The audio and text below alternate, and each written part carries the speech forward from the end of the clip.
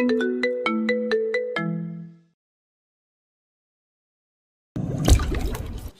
আবার কিসের জন্য? তুমি তো বলেছিলে তোমার ফোনটা হারিয়ে গিয়েছে, আর এটা আমি অনেক আগেই কিনে রেখেছিলাম, শুধু তোমাকে দেওয়ার স্কোপ পাইনি। শিশির শুধু অবাক দৃষ্টিতে তাকিয়ে থাকে নাহিয়ানের দিকে। কিছু বলার ভাষা খুঁজে পাচ্ছে না সে। এই লোকটা তাকে যতটা ভালোবাসে তার থেকেও দ্বিগুণ কেয়ার করে। শিশিরের এমন কোনো খুঁটিনাটি ছোট্ট ব্যাপারটাও নেই যেটা নাহিয়ান খেয়াল করে না। এরকম একজনকেই তো সারা জীবন চেয়েছিল শিশির। সে কৃতজ্ঞ সৃষ্টিকর্তার কাছে যেন শিশির এমন দুনিয়াবি ভেস্তের খোঁজ দিয়েছেন। সিঁড়ি বেয়ে হন্তদন্ত হয়ে নামছে ইয়ালিনা। মেজাজ সপ্তম আকাশে, তার রাগে ঘৃণায় শরীরটা রিরি করছে তার। এমনিতে এখানে আসার কোনো ইচ্ছা ছিল না তার, তবুও বাবার কথা এক প্রকার বাধ্য হয়ে এখানে এসেছে সে। তার উপর এসে থেকে শুরু হয়েছে শিশিরকে নিয়ে আদিক্ষেতা। মেহেদি অনুষ্ঠানের সময় ইয়ালিনা কানে হেডফোন লাগিয়ে উচ্চ শব্দের গান শুনছিল যাতে বাইরের কোনো আওয়াজ তার কানে না আসে। সারাদিন নিজের রুম থেকে বের হওয়ার সময় পায়নি ইয়ালিনা। সার্বক্ষণিক নাহিয়ানা শিশিরকে নিয়ে আলোচনা সমালোচনা হচ্ছিল সেখানে। আর দিন শেষে এখন যখন সবাই নিজের রুমে ঘুমাতে ব্যস্ত তখন ইয়ালিনা ভেবেছিল সারাদিনের ক্লান্তিকে দূর করতে একবার ছাদে যাওয়া অতীব জরুরি তার জন্যে। চিন্তা অনুসারে যখনই ছাদে এসে দরজাটায় হাত রাখলো তখনই সে শুনতে পেল বাইরে থেকে ভেসে আসা শিশিরের গা চালানো সেই হাসির সাথে নাহিয়ানের খুনসুটিপূর্ণ কথাগুলো। তাৎক্ষণিক বিগড়ে থাকা মেজাজটা আরও বেশি বিগড়ে গেল তার। এগুলো কি তার সাথে হওয়ার কথা ছিল না? বাড়ির বড় মেয়ে হিসেবে নাহিয়ানের স্ত্রী হওয়ার অধিকার তো সবার আগে সে রাখে। এসবই ভাবছিল আর ধূপধাপ পায় সিঁড়ি বেয়ে নামছিল সে। সিঁড়ি থেকে নেমে ইয়ালিনা যখন নিজের রুমের উদ্দেশ্যে যাচ্ছিল তখনই বিশাল দেহের অধিকারী এক অজ্ঞাত পুরুষের সাথে ধাক্কা লাগে তার। ইয়ালিনার মেজাজটা এমনিতেই সপ্তম আকাশে ছিল, তার উপর এই লোকের সাথে এমন ধাক্কায় তার ইচ্ছে করলো রাতকানার মতো হাঁটার জন্য লোকটিকে ঠাটিয়ে একটা থাপ্পড় মারতে, কিন্তু নিজের রাগটাকে নিয়ন্ত্রণে রাখার চেষ্টা করলো ইয়ালিনা। হাতের মুষ্টি শক্ত করলো, যার দরুন লম্বা নখগুলো হাতের নরম তালুতে ডেবে গিয়ে রক্ত ফুটে উঠল। দাঁতে দাঁত চেপে সে বলল, ভাইয়া, আপনি কি অন্ধ? চোখে দেখতে পান না? উজবুকের মতো এত রাতে এদিকে কি করছিলেন? ননসেন্স কোথাকার। ইয়ালিনা কতগুলো ইয়ালিনা কথাগুলো এতটাই দ্রুত বলে যে সামনে উপস্থিত ব্যক্তিটি বুঝতে পারল না কোনটার জবাব দেবে। আর কথাগুলো বলেই ইয়ালিনা লোকটার পাশ কাটিয়ে তড়িৎ বেগে চলে গেল। ইয়ালিনার এমন আচরণে ক্ষুব্ধ হলো সামনের ব্যক্তিটি, অর্থাৎ শেজাহান। সে তো এখানে এসেছে নাহিয়ানের আমন্ত্রণে, সেই সবার সাথে পরিচিত হয়েছে সে, কিন্তু এই মেয়েটাকে তো কখনো সে দেখেনি। আর সবচেয়ে বড় কথা, মেয়েটার আচরণ এতটা রুড কেন? বাড়ির অন্যান্য সদস্যরা তো এরকম নয়। এসব ভাবতে ভাবতে শেজান লক্ষ্য করলো তার শার্টের বোতামে আটকে আছে কিছু। সে হাত দিয়ে অনুমান নির্ভর চেষ্টা চালালো, কিন্তু বুঝতে পারলো না জিনিসটা কি। সে মোবাইলের ফ্ল্যাশলাইট অন করে বুকের কাছে মারতেই দেখতে পেল সেখানে চেন টেপ কিছু একটা বেঁধে আছে। শেজাহান দ্রুত সেটাকে নিজের বোতাম থেকে ছাড়িয়ে হাতের পাতা এনে দেখলো আসলেও সেটা একটা চেন। দেখে তো মনে হচ্ছে এটা কোনো লেডিস চেন, স্বর্ণের। হ্যাঁ, স্বর্ণেরই তো, কিন্তু এটা তার কাছে কি করে আসলো? ওয়েট আ মিনিট, এটা ওই রাগী মেয়েটার না তো? শেজাহান পিছনে ঘুরে দেখলেও সেখানে কোনো অস্তিত্ব নেই মেয়েটির। কি আর করার, শেজাহান চেনটি নিজের হাতের মাঝে রেখে ঝটপট রুমের দিকে পা বাড়ালো। এটা পছন্দ হবে কেন? আমার পছন্দ করা পাঞ্জাবি না, আমার পছন্দের কিছু আপনার পছন্দ হতে আছে নাকি? ফারিনের এহেন কথাবার্তায় নির্ঝর চমকে তাকালো তার দিকে। সে তো শুধু ফারিনকে একটা পাঞ্জাবি পছন্দ করে দিতে বলেছিল, কিন্তু ফারিন হলুদের দিনে সাদা পাঞ্জাবি বের করে দিয়ে বলছে পরার জন্য। এজন্যই তো নির্ঝর না বলল। তাতেই এত রাগ? নির্ঝর আমতা আমতা করে বলল। কি হয়েছে, এত রেগে আছো কেন? ফারিন কড়া কণ্ঠে বলল, আমার কি হয়েছে সেটা জেনে আপনার কি কাজ? আপনি যান না, গিয়ে আপনার বিয়ারের স্টুডেন্টের সাথে কথা বলুন। যান যান। নির্ঝর এতক্ষণে বুঝলো ফারিনের রাগের কারণ। আসলে কিছুক্ষণ আগে মেহনাজ কল করেছিল তাকে, ওই মাথের একটা সলিউশন বের করতে পারছিল না তাই।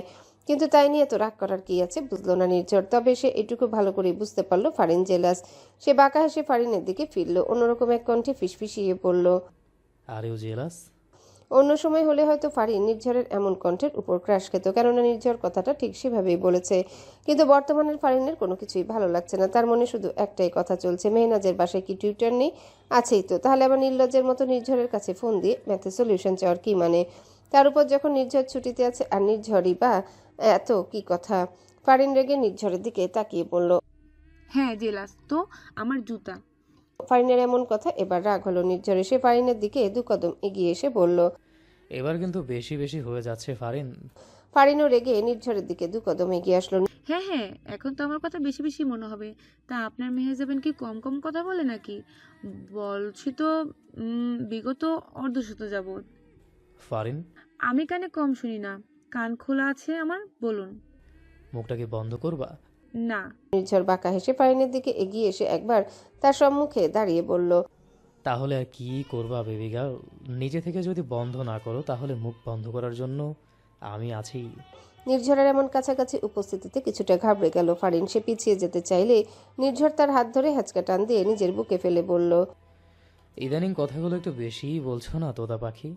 মুখ তো তোমার এবার বন্ধ করতেই হবে দেখছি, কিন্তু আমার না আফসোস হচ্ছে, এত সুন্দর করে সাজুগুজু করলে সেগুলো আমি নষ্ট করে ফেলবো। ফারিনের চোখ কোটর থেকে বের হয়ে আসার উপক্রম। ভয়ের হৃদযন্ত্রটা তুমুল বেগে কাঁপছে। সে নির্ঝরের বুক থেকে মুখ তুলে শুকনো ঢোক গিলে বলল, কি বলতে চাচ্ছেন? কিছুই বলতে চাইছি না, জাস্ট দিতে চাইছি প্র্যাকটিক্যালি। কি? বইয়ের মুখ বন্ধ করতে নিঝর চৌধুরী স্পেশাল থেরাপি। ফারিনকে আর কোনো কথা বলার সুযোগ না দিয়ে নির্ঝর তীব্র বেগে নিজের ওষ্ঠদ্বয় ডুবিয়ে দিল ফারিনের কুসুম কমল অধরে। কিছুটা কেঁপে উঠল ফারিন। নির্ঝর নিজের হাত ফারিনের শাড়ির আঁচল গলিয়ে প্রবেশ করালো তার উন্মুক্ত কোমরে। অতঃপর তাকে নিজের শরীরের সাথে মিশিয়ে শক্ত বন্ধনে আবদ্ধ করলো। শিশিরদের হলুদ আয়োজন করা হয়েছে বাড়ির সামনের গার্ডেন এরিয়ায়। বিশাল এক আয়োজন।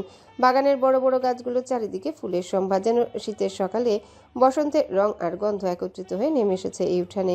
তৈরি করা হচ্ছে এক বিশাল তোরণ, যা সজ্জিত কাঁচা হলুদ রঙা গাঁদা ফুলে। তোরণের চারিপাশে সূক্ষ্ম রশিতে ঝুলানো কাঁচা হলুদগুলো যেন সৌন্দর্যের প্রতীক হিসেবে কাজ করছে। তোরণের মাঝের বিশাল আসনে বসে আছে শিশির। তার পরনে কাঁচা হলুদ রঙা শাড়ি, গলায় কানে কপালে হাতে ফুলের গহনা। তবে গহনাগুলোর বিশেষত্ব হচ্ছে এগুলো নাহিয়ান নিজ হাতে তৈরি করেছে শুধুমাত্র তার জন্যে। নাহিয়ানের হলুদের আয়োজন করা হয়েছে বাড়ির ভেতরে। তার গায়ে হলুদ লাগানো শেষে নরিফা খানম পাশের একটা মেয়েকে ডেকে বললেন হলুদের বাটিটা শিশিরদের ওইখানে দিয়ে আসতে। সঙ্গে সঙ্গে নাহিয়ান নিজের আসন থেকে উঠে নরিফা খানমের সামনাসামনি দাঁড়িয়ে বলল, মা আমার কাছে দাও, আমি গিয়ে দিয়ে আসি। নরিফা খানম বামভ্রুটা সামান্য উঁচিয়ে বলল, তুই দিয়ে আসবি মানে? না মানে এখানে আমার মতো একটা ইয়ং পার্সন থাকতে অন্য কেউ কেন কষ্ট করবে বলো মা? আর সবচেয়ে বড় কথা কি জানো, আজকে সকাল থেকে আমি আমার বউকে একবারও দেখতে পারিনি। কি জানি সাজুগুজুর পর আমার বউটাকে কেমন লাগছে। তাই দাও এক ঢিলে দুই পাখি মেরে আসি। নরিফা খানম একবার আশেপাশে তাকালেন, তারপর কটমট দৃষ্টিতে নাহিয়ানের দিকে তাকিয়ে বললেন, নির্লজ্জ বেহা ছেলে, আমি তোর মা হই, সেটাও কি ভুলে গেছিস? একদমই না মা, বরং তুমি মাঝে মাঝে ভুলে যাও যে তুমি আমার বউয়ের শাশুড়ি। না হলে কেন শুধু শুধু তুমি আমার বউ আমার কাছ থেকে দূরে দূরে রাখো? হ্যাঁ, নরিফা খানম আর নাহিয়ানের এমন কথাবার্তায় পাশ থেকে একটা মহিলা হেসে বললেন, রিফা, দিয়ে দে বোন, ছেলে তো তোর দেখছি বউ পাগলা। নরিফা খানম অপ্রস্তুত হেসে বললেন, ওই আর কি। বলেই নাহিয়ানের দিকে হলুদ বাটিটা এগিয়ে দিলেন তিনি। নাহিয়ানও কোনো ভাবান্তর না দেখে বাটিটা নিয়ে এগিয়ে গেল বাইরের দিকে। শিশিরের আসনের সামনে যাওয়ার আগে নাহিয়ান একবার জোরে শ্বাস নিল, যাতে শিশিরের সামনে সে দুর্বল না হয়ে পড়ে। পরপর বেশ কয়েকবার এভাবে জোরে জোরে শ্বাস নেওয়া শেষে সে এগিয়ে গেল শিশিরের আসনের দিকে। কিন্তু শিশিরের আসনের সামনে সে দাঁড়াতে নাহিয়ানের বুকের মাঝে যেন সবকিছু থেমে গেল। স্বর্গীয় অপসরই লাগছে তার প্রাণনাশিনীকে। নাহিয়ানের হৃদস্পন্দনের শব্দ সে নিজেই শুনতে পাচ্ছে। সে যতই নিজেকে সামনে রাখার চেষ্টা করুক না কেন, শিশিরের এমন রূপের সামনে নিজেকে সামনে রাখা উত্তাল সমুদ্রে ডিঙি নৌকার পালকে সামনে রাখার মতোই দুঃসাধ্য তার কাছে। অন্যদিকে তাকে এমন থমকে দাঁড়িয়ে থাকতে দেখে এগিয়ে আসলো ফারিন আর আনায়া। ফারিন দুষ্টু হেসে বলল, কি ব্যাপারে ভাইয়া? আমার বড় যার এই রূপের কাহিল, বিয়ের দিন তাকে দেখলে তো আপনি অজ্ঞান হয়ে যাবেন দেখছি। নাহিয়ান শিশিরের দিকে ফিরে বলল, তোমার বড় যাকে দেখে প্রতিদিনই একবার করে অজ্ঞান হই। নাহিয়ান কথাটা বেশ জোরেই বলেছে, যার দরুন সবাই একসাথে তাকিয়ে আছে তার দিকে। লজ্জায় শিশিরের ইচ্ছে করছে মাটির সাথে মিশে যেতে, এই লোকটাও না। অন্যদিকে ফারিন আর আনায়া শিশিরের দিকে তাকিয়ে ঠোঁট টিপে মুচকি মুচকি হাসছে।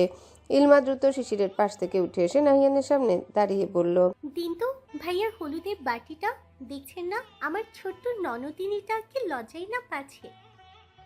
তাই নাকি? তাহলে তো তোমার ননদিনীকে আর একটু লজ্জা দিতেই হচ্ছে। মানে? নাহিয়ান দুষ্টু হেসে এগিয়ে এসে শিশিরের পাশে বসে পড়ল। অতঃপর সবার সামনে নিজের মুখ থেকে হলুদ নিয়ে শিশিরের বাচোয়ালে লাগিয়ে দিল। নাহিয়ানের এমন কাণ্ডে বিস্ময়ের চরম সীমায় আরোহণ করেছে শিশির। এক ঝাঁক অবাক চক্ষু নিষ্পলক দৃষ্টিতে তাকিয়ে আছে তাদের দিকে। লজ্জায় শিশিরের মরিমরি অবস্থা, চোয়াল দুটো সদ্য ফোটা কৃষ্ণচূড়ার ন্যায় রক্তিম বর্ণ ধারণ করেছে। দূর থেকে দাঁড়িয়ে সব লক্ষ্যপাত করছিল সাজিদ আর হৃদিত। সাজিদের কোলে ছোট্ট সাজ্জাদ। নাহিয়ানের এমন কাণ্ড দেখে সে হৃদিতের দিকে ফিরে বলল, দেখ, ঢং দেখে আর বাঁচি না। এখন তো বুঝতেছে না, আগে বিয়েটা করুক, তারপর বেটা হাড়ে হাড়ে বুঝবে বউকে জিনিস। হৃদিত সাজিদের মলিন মুখশ্রীর পানে তাকিয়ে বলল, কেন রে ভাই, তোর কি ওর সুখ সহ্য হচ্ছে না? সুখ? কিছুদিন পর যখন এই সুখ অসুখে পরিণত হবে তখন বুঝবে। কেন কেন? সাজিদ হৃদিতের দিকে মলিন দৃষ্টি নিক্ষেপ করে বলল, আয় ভাই, আজকে তোকে ফ্রিতে একটা উপদেশ দিই। তাড়াতাড়ি বিয়ে করেছিস না? ও, তোর তো আবার আগে বিয়ে হয়ে গেছে, তাহলে তো এক ধাপ এগিয়ে আছিস। যাই হোক ভাই, অন্তত 5 বছরের আগে বাচ্চা নিস না। হৃদিত ভ্রু কুচকে চোখ শুরু করে বলল, বউ আমার, ইচ্ছেও আমার, আর না তো আমার কোনো ফিজিক্যাল উইকনেস আছে, তাহলে কেন আমি 5 বছর লেটে বাচ্চা নিতে যাব? ভাই, তুই কি আমাকে দেখতে পাচ্ছিস না? দেখ, বেবি ডাইপারটা পর্যন্ত আমার চেঞ্জ করানো লাগে। আর আমার বউ, ওই দেখ কি সুন্দর সিঙ্গেল মেয়েদের মতন ফুর্তি নিয়ে ঘুরে বেড়াচ্ছে। হায়রে জীবন। সাজিদের এমন কথায় এবার আর হাসি থামাতে পারল না হৃদিত। সে সশব্দে হেসে ফেলল। তা দেখে সাজিদ বলল, হাস হাস, হাতে কাদায় পড়লে চামচিকিতেও লাথি মারে, সবই আমার কপাল। সাজিদের কথা শেষ হতে না হতে জোরে কেঁদে উঠল সাজ্জাদ। সাজিদ সেদিকে তাকে দীর্ঘ নিঃশ্বাস ফেলে বলল, এই হইছে মায়ের আর এক চামচা। মায়ের কাছে গেলে কখনোই কান্না করবে না, আর আমার কাছে আসলেই। সাজ্জাদ কেঁদেই যাচ্ছে। সাজিদ সেদিকে তাকিয়ে বলল, থাম বাপ, আমি তোর মা না যে তোকে ফিডিং করাবো। আর তোর যে মা, এখন ওই হৈহুল্লোড়ের মাঝ থেকে জীবনও আসবে না তোকে ফিডিং করাতে। ইয়ালিনার রুম থেকে বাইরের পরিবেশটা বেশ ভালোই দেখা যায়। রুম থেকে বের না হয়েও সে নিজের ব্যালকনিতে বেশ ভালোই দেখতে পাচ্ছে নাহিয়ান আর শিশিরের খুনসুটিগুলো। গলার কাছে কান্নারা দলা পাকিয়ে আসছে, তার নিঃশ্বাস নিতে ভীষণ কষ্ট হচ্ছে। সে দ্রুত ব্যালকনির কাছের পর্দাটা টেনে দিল, ফলে পুরো রুমটা ঢেকে গেল এক নিকষ কালো আধারে। বাইরে থেকে সাউন্ড বক্সের প্রচণ্ড বেগের শব্দ প্রবেশ করছিল তার রুমে। 2 হাতে কান চাপা দিয়ে সে চিৎকার করে উঠল, ও আল্লাহ, আমার সাথে কেন এরকম হলো? আমি কি চেয়েছিলাম তোমার কাছে? একটু সুখ, একটু শান্তি কেন দিলে না আমায়? আমি কি এতটাই পাপিষ্ঠ ছিলাম? আমি শিশিরের থেকে কোন দিক থেকে কম ছিলাম বলো? কোন দিক থেকে? কোনো দিক থেকেই তো নয়। তবুও নাহিয়ান ভাইয়া কে আমি কেন পেলাম না? বলো না আল্লাহ, বলো না। হে আল্লাহ, তুমি তো রহমান রহিম, তুমি তো দয়ার সাগর। তবুও তুমি কেন আমার সাথে এমনটা হতে দিচ্ছ? আল্লাহ গো, আমার নিঃশ্বাস আটকে আসছে, আমি আর পারছি না সহ্য করতে। বাইরে বাইরে আমার সব কিছু শেষ হয়ে যাচ্ছে। আল্লাহ, আল্লাহ তুমি আমার কাছে, আল্লাহ তুমি তোমার কাছে আমাকে টেনে নাও আল্লাহ। আমি চাই না আর বেঁচে থাকতে। তার চোখ বেয়ে অঝোর ধারায় গড়িয়ে পড়ল অশ্রুপ্রবাহ। কিন্তু সে জানেই না ইতিমধ্যে তার নাহিয়ান ভাইয়া অন্য কারো হয়ে গিয়েছে। সে আর চাইলেও কখনো নাহিয়ানকে নিজের করে নিতে পারবে না। তবুও নিজেকে কিছুতেই মানাতে পারছে না ইয়ালিনা। সে নিজেও তো নাহিয়ানকে পবিত্র হৃদয়ে চেয়েছিল, তবু কেন পেল না? কেন আল্লাহ তার কাছ থেকে তার জীবনের সবচেয়ে আকুলভাবে চাওয়া ব্যক্তিটিকে ছিনিয়ে নিল? কেন তার হতে দিল না? খানমকুঞ্জের ছাদটা আজ সেজে উঠেছে স্বপ্নীল আবহে। আশেপাশে স্ট্রিং লাইটের রঙিন আলোক রশ্মির মৃদু ঝলকানি, যেন সেখানে নেমে এসেছে আকাশের তারকারা। যে স্ট্রিং লাইটের নিয়ন আলোর পাশাপাশি পুরো ছাদ সজ্জিত তীব্র আলোকসজ্জায়।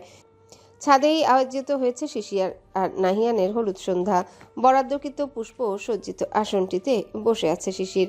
পরনে অসম্ভব সুন্দর কারুকার্য খচিত কাঁচা হলুদ রঙা পাকিস্তানি সারারা, স্বর্ণাবকেশ্বরাজি ফ্রেঞ্চ বেনুনির শক্ত বন্ধনে আবদ্ধ। ঠোঁটে গাঢ় মেরুন রঙের রঞ্জকে আবৃত, চোখে হালকা করে আয়লানা, সব মিলে এক অপরূপী সৌন্দর্যের অধিকারিণী রূপসী অষ্টাদশী আছে। শিশিরের পাশে দাঁড়িয়ে আছে আনায়া, ফারিন, ইলমা, নিঝুম। তাদের পরনে এক রঙা পাকিস্তানি লেহেঙ্গা ম্যাচ করে পড়েছে তারা সবাই। সবার অপেক্ষাকৃত দৃষ্টি চিলেকোঠায় নিবদ্ধ, অপেক্ষা একজনারই, নাহিয়ান। এখানে সবাই থাকলে অনুপস্থিত একমাত্র সে। ফারিন কিছুটা বিরক্ত হয়ে বলল, যার বিয়ে তার খোঁজ নেই, পাড়াপড়শির ঘুম নেই। দেখো, আমার সে কখন থেকে ছাদে ওয়েট করছি, আর যার বিয়ে সে নাহিয়ান ভাই কই? আনায়া বিচক্ষণ কণ্ঠে বলল, ফারুক, আই থিঙ্ক কোনো একটা চমক ওয়েট করছে আমাদের জন্য।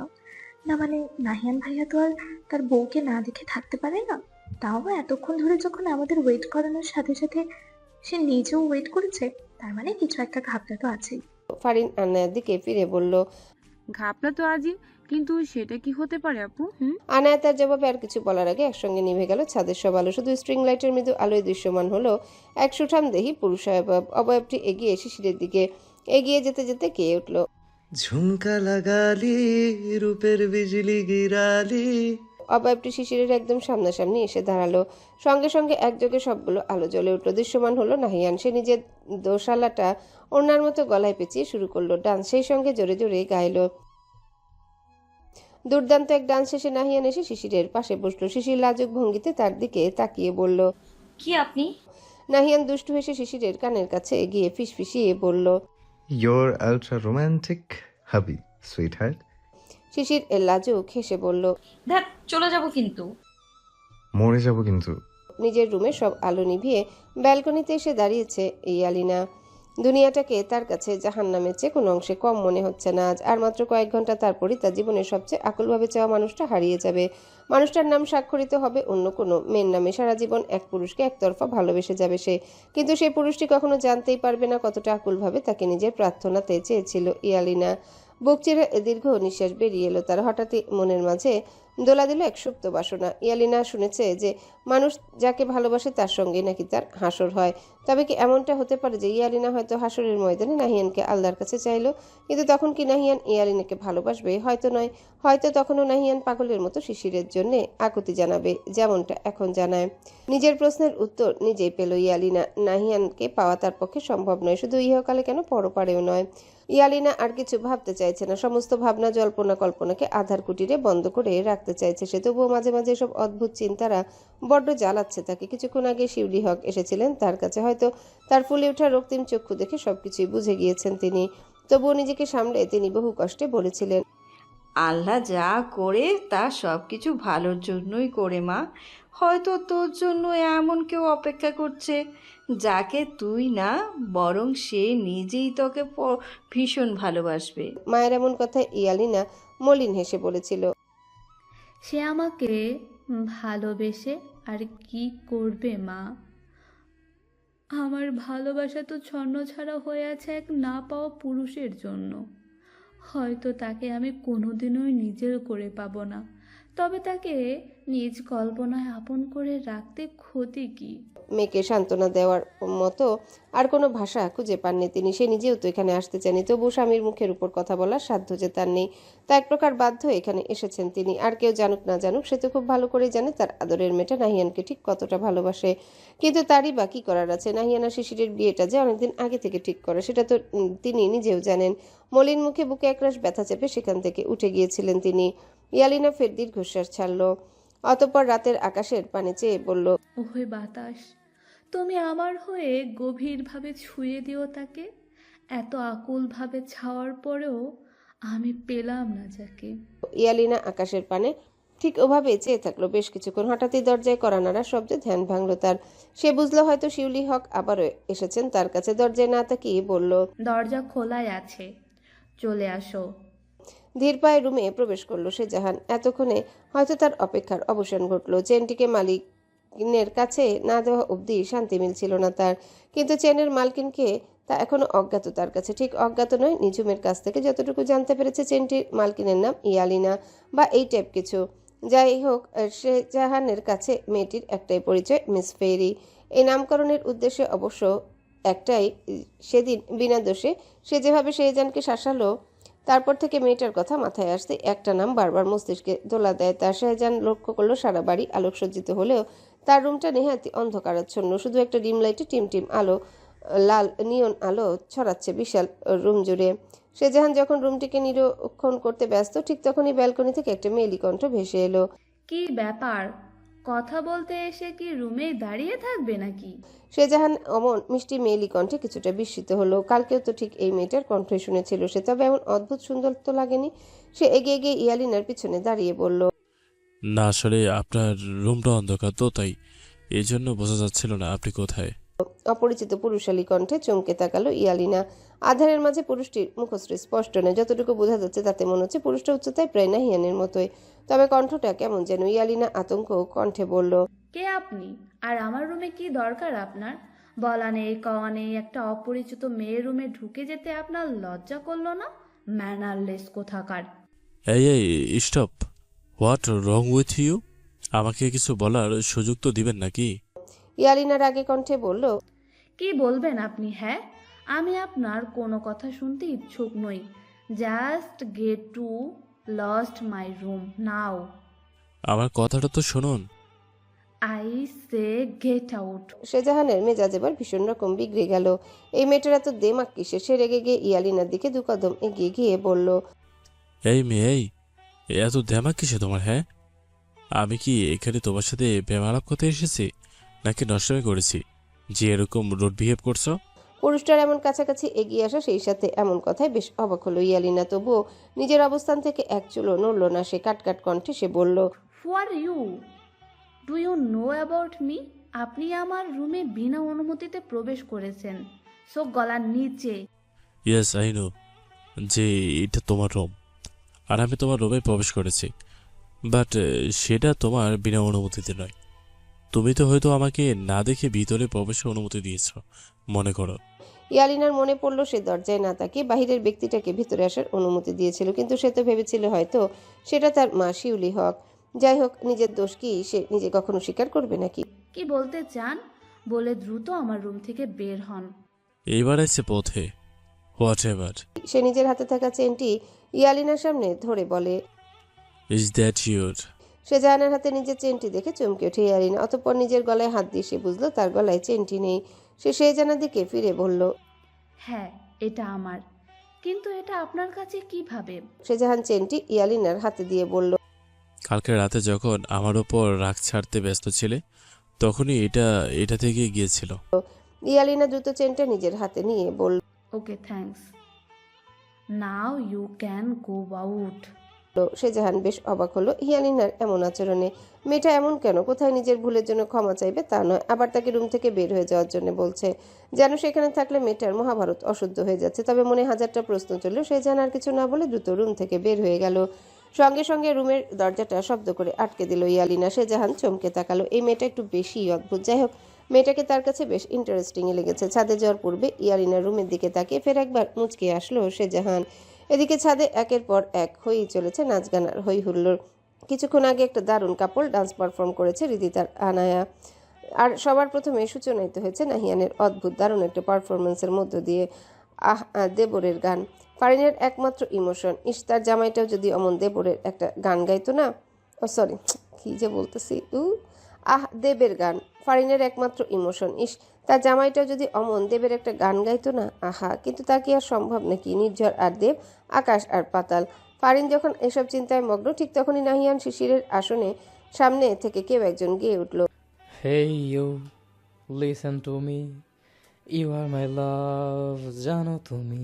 পরিচিত কণ্ঠে ফারিন চমকে তাকালো মঞ্চের দিকে। সঙ্গে সঙ্গে স্তম্ভিত সে। নির্ঝর, হ্যাঁ নির্ঝরিত। নিজের চোখকে বিশ্বাস করতে পারল না ফারিন। নিজের ডান হাত দিয়ে বাম হাতে সজোরে চিমটি কেটে এসে বলল, আরে এটা তো সত্যি। আয় হায়, ওর আনরোমান্টিক জামাই দেখি রোমান্টিক হয়েছে। নির্ঝর ফারিনের দিকে ইশারা করে ডান্স করতে করতে ফের গেয়ে উঠল। ফারিন এবার বিস্ময়ের চরম সীমানায় আরোহণ করেছে। নির্ঝর মধুর জায়গায় ফারু বলেছে, এই কথাটা বিশ্বাসই হচ্ছে না তার। দ্যাট মিন্স নির্ঝর সবার সামনে ফারিনকে প্রপোজ করলো। ও এমজি। ফারিন নিজেকে সামলাতে পারলো না। খুশিতে নাচতে ইচ্ছা করলো তার। সে নিজেকে সামলানোর চেষ্টাও করলো না।